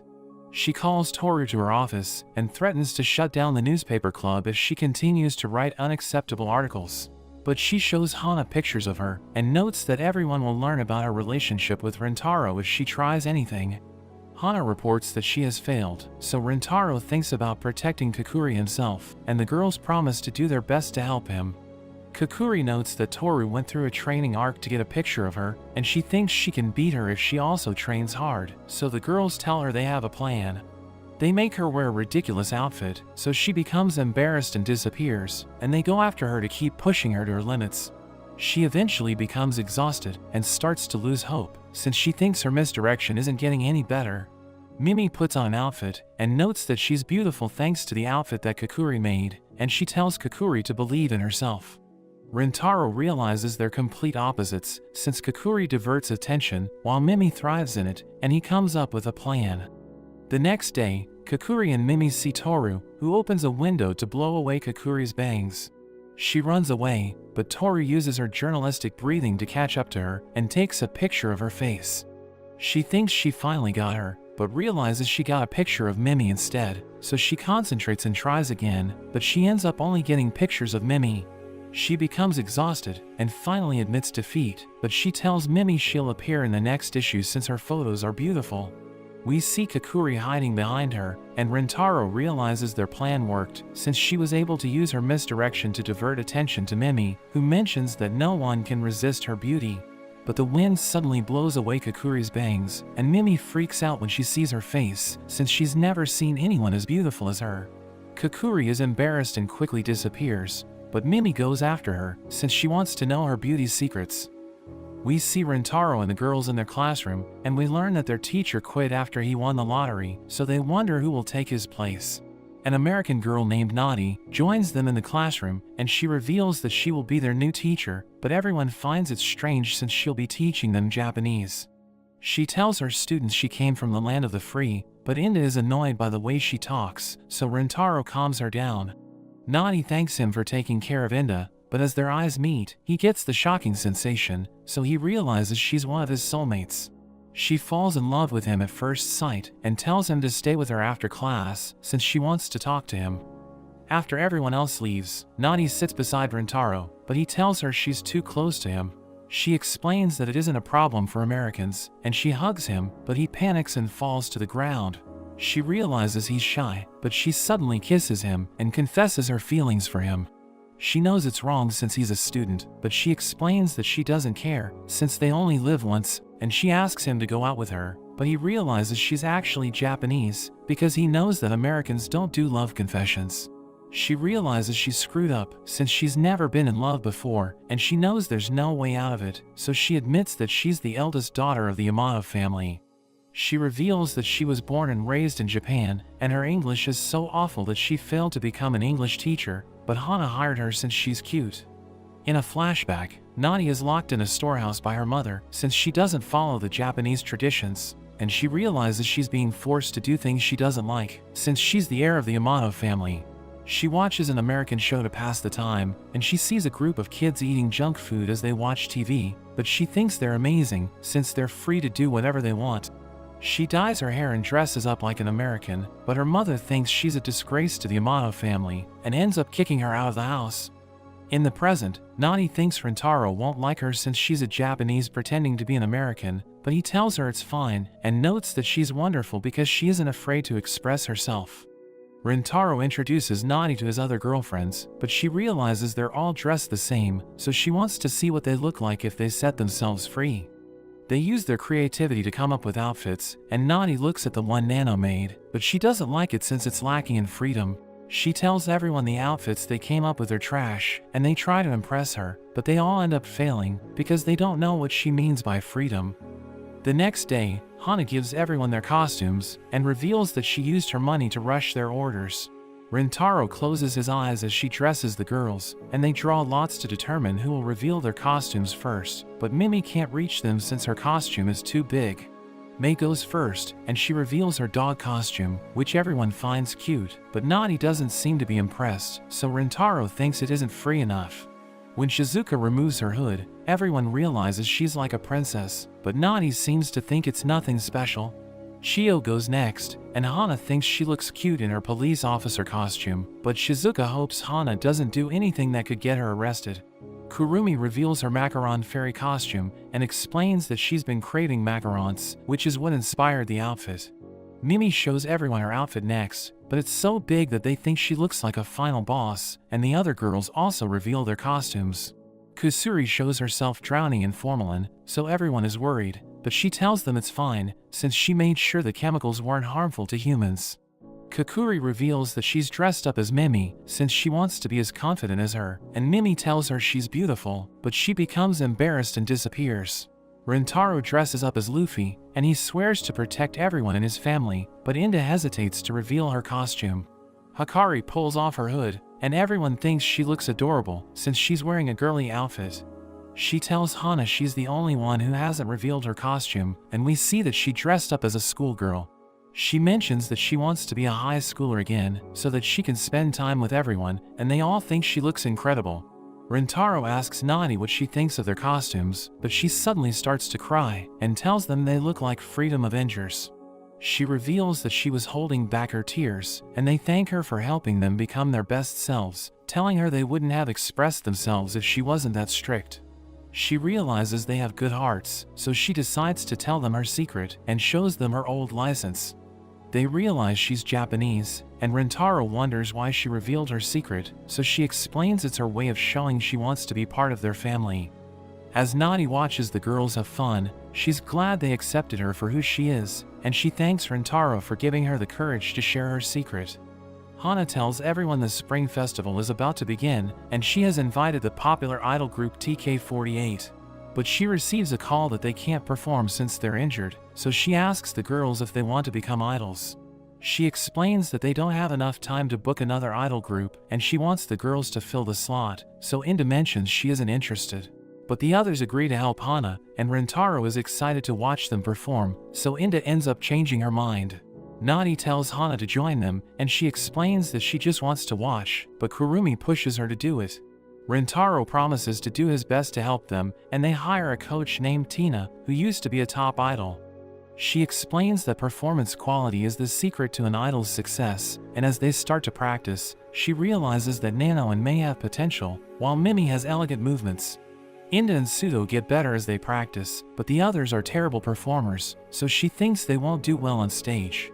She notes that it's time for their singing lessons, and Shizuka sings with her high-pitched voice, which Rintaro and Hana find too cute to resist.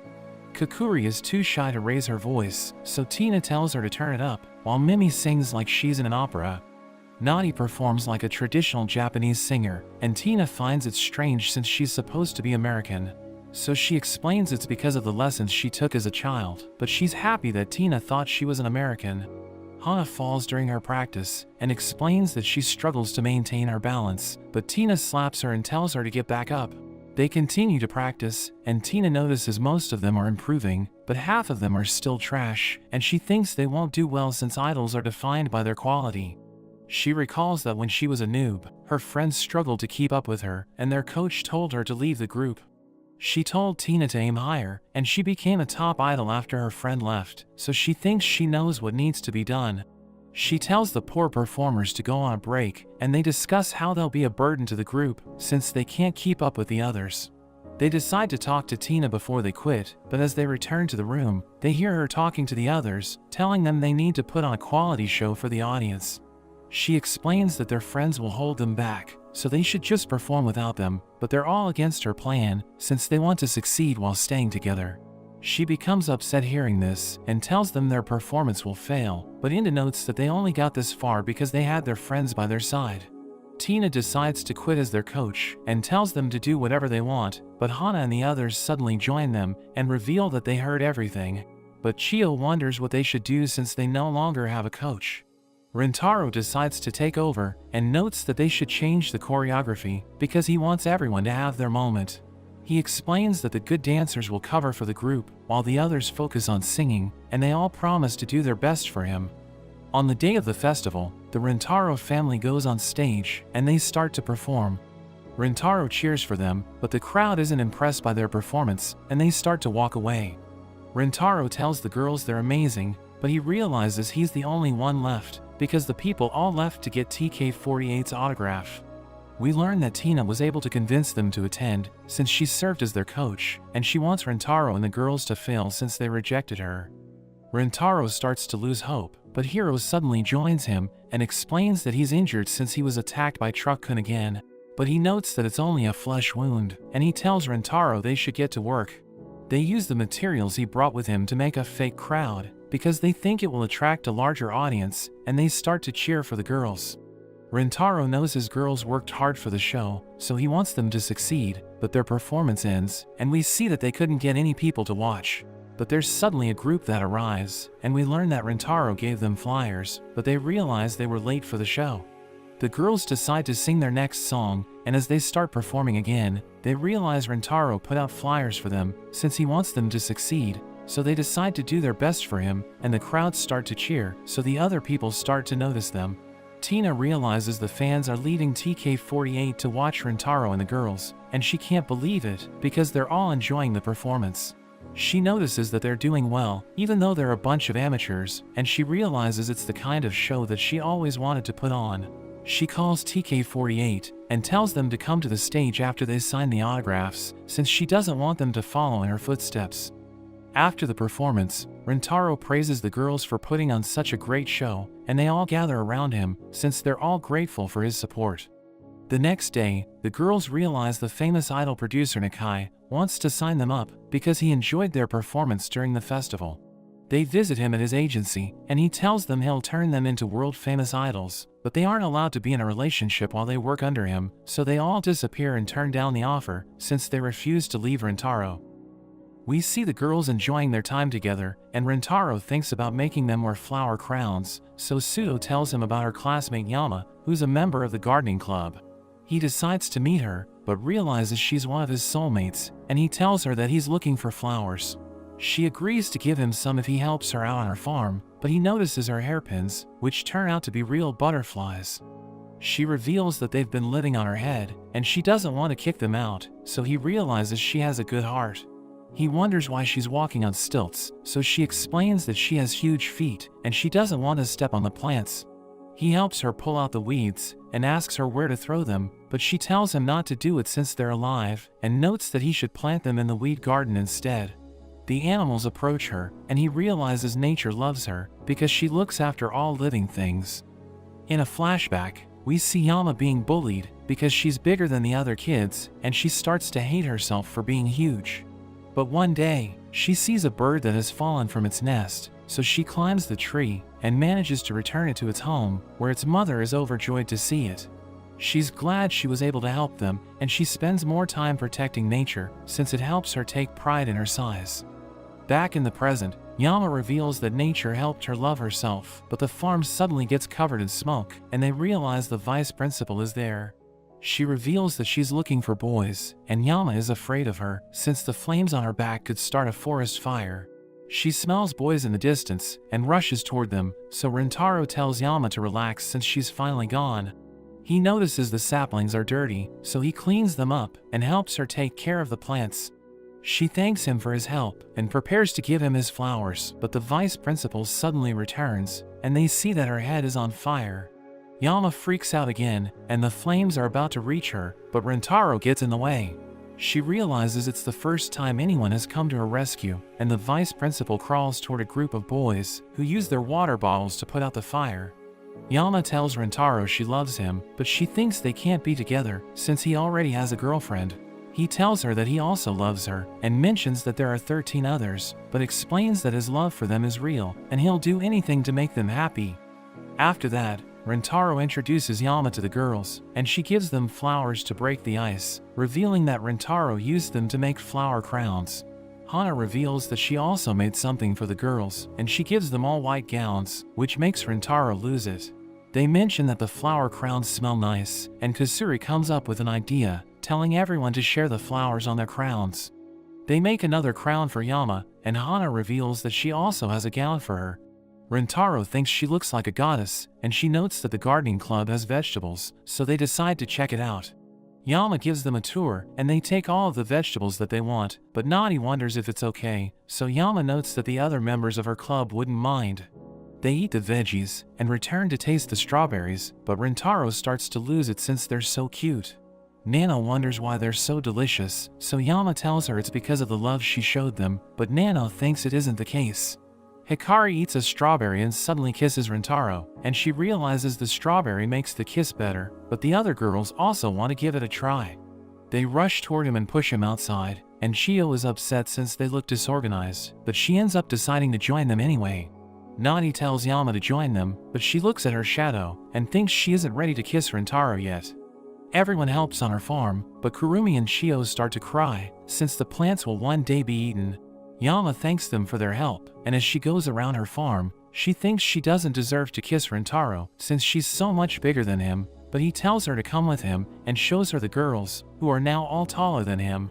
He explains that he wants to try kissing with a height gap with everyone, and she thinks it would cause issues since they need to bend down, but he tells her it turns him on.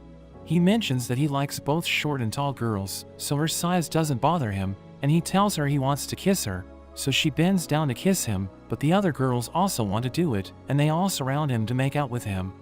We see Rintaro on a court, where he looks for the mysterious girl who has been massaging athletes, before vanishing into thin air.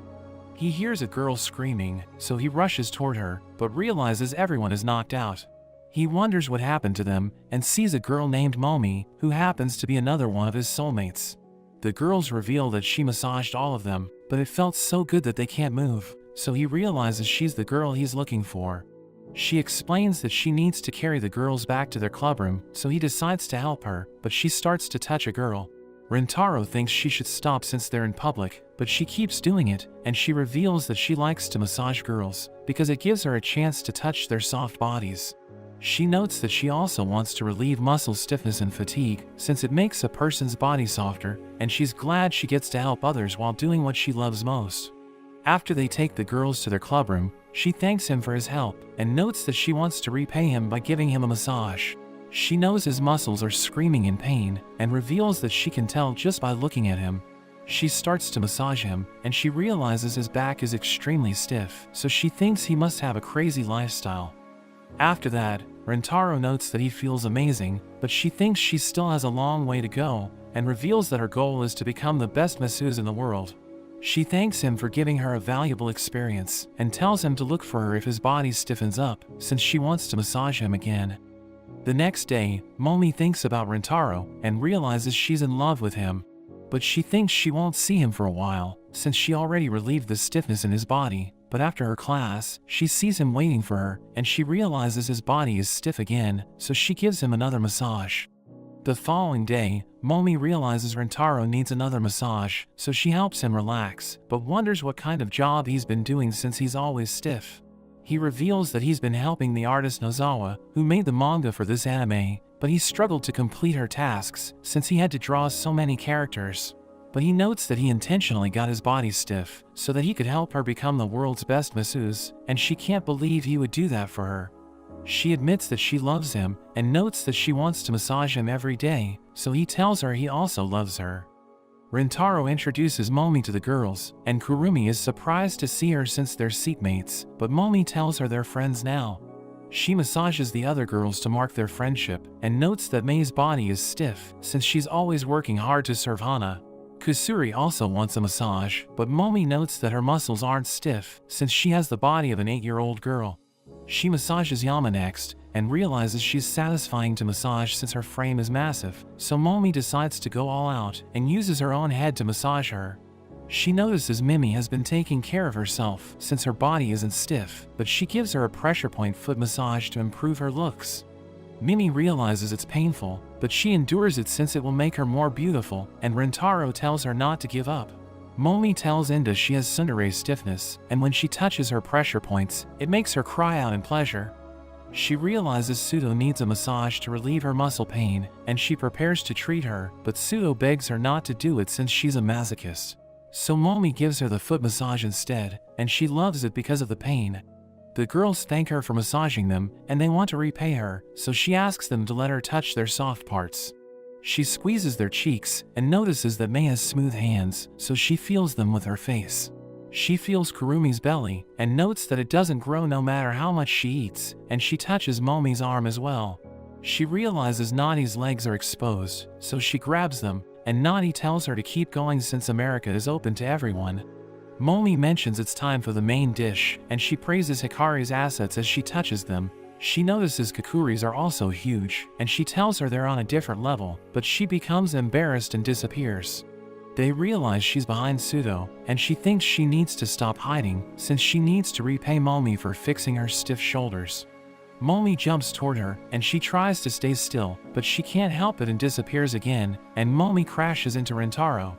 She realizes she hasn't thanked him yet, and he thinks he has no soft parts since he's a boy, but she tells him his lips are soft, and he kisses her for the first time. She thinks it feels amazing, but she starts to go wild, and the other girls get jealous. But that's where this video ends. Remember to like and subscribe to the channel. Thanks for watching, and I'll see you next time.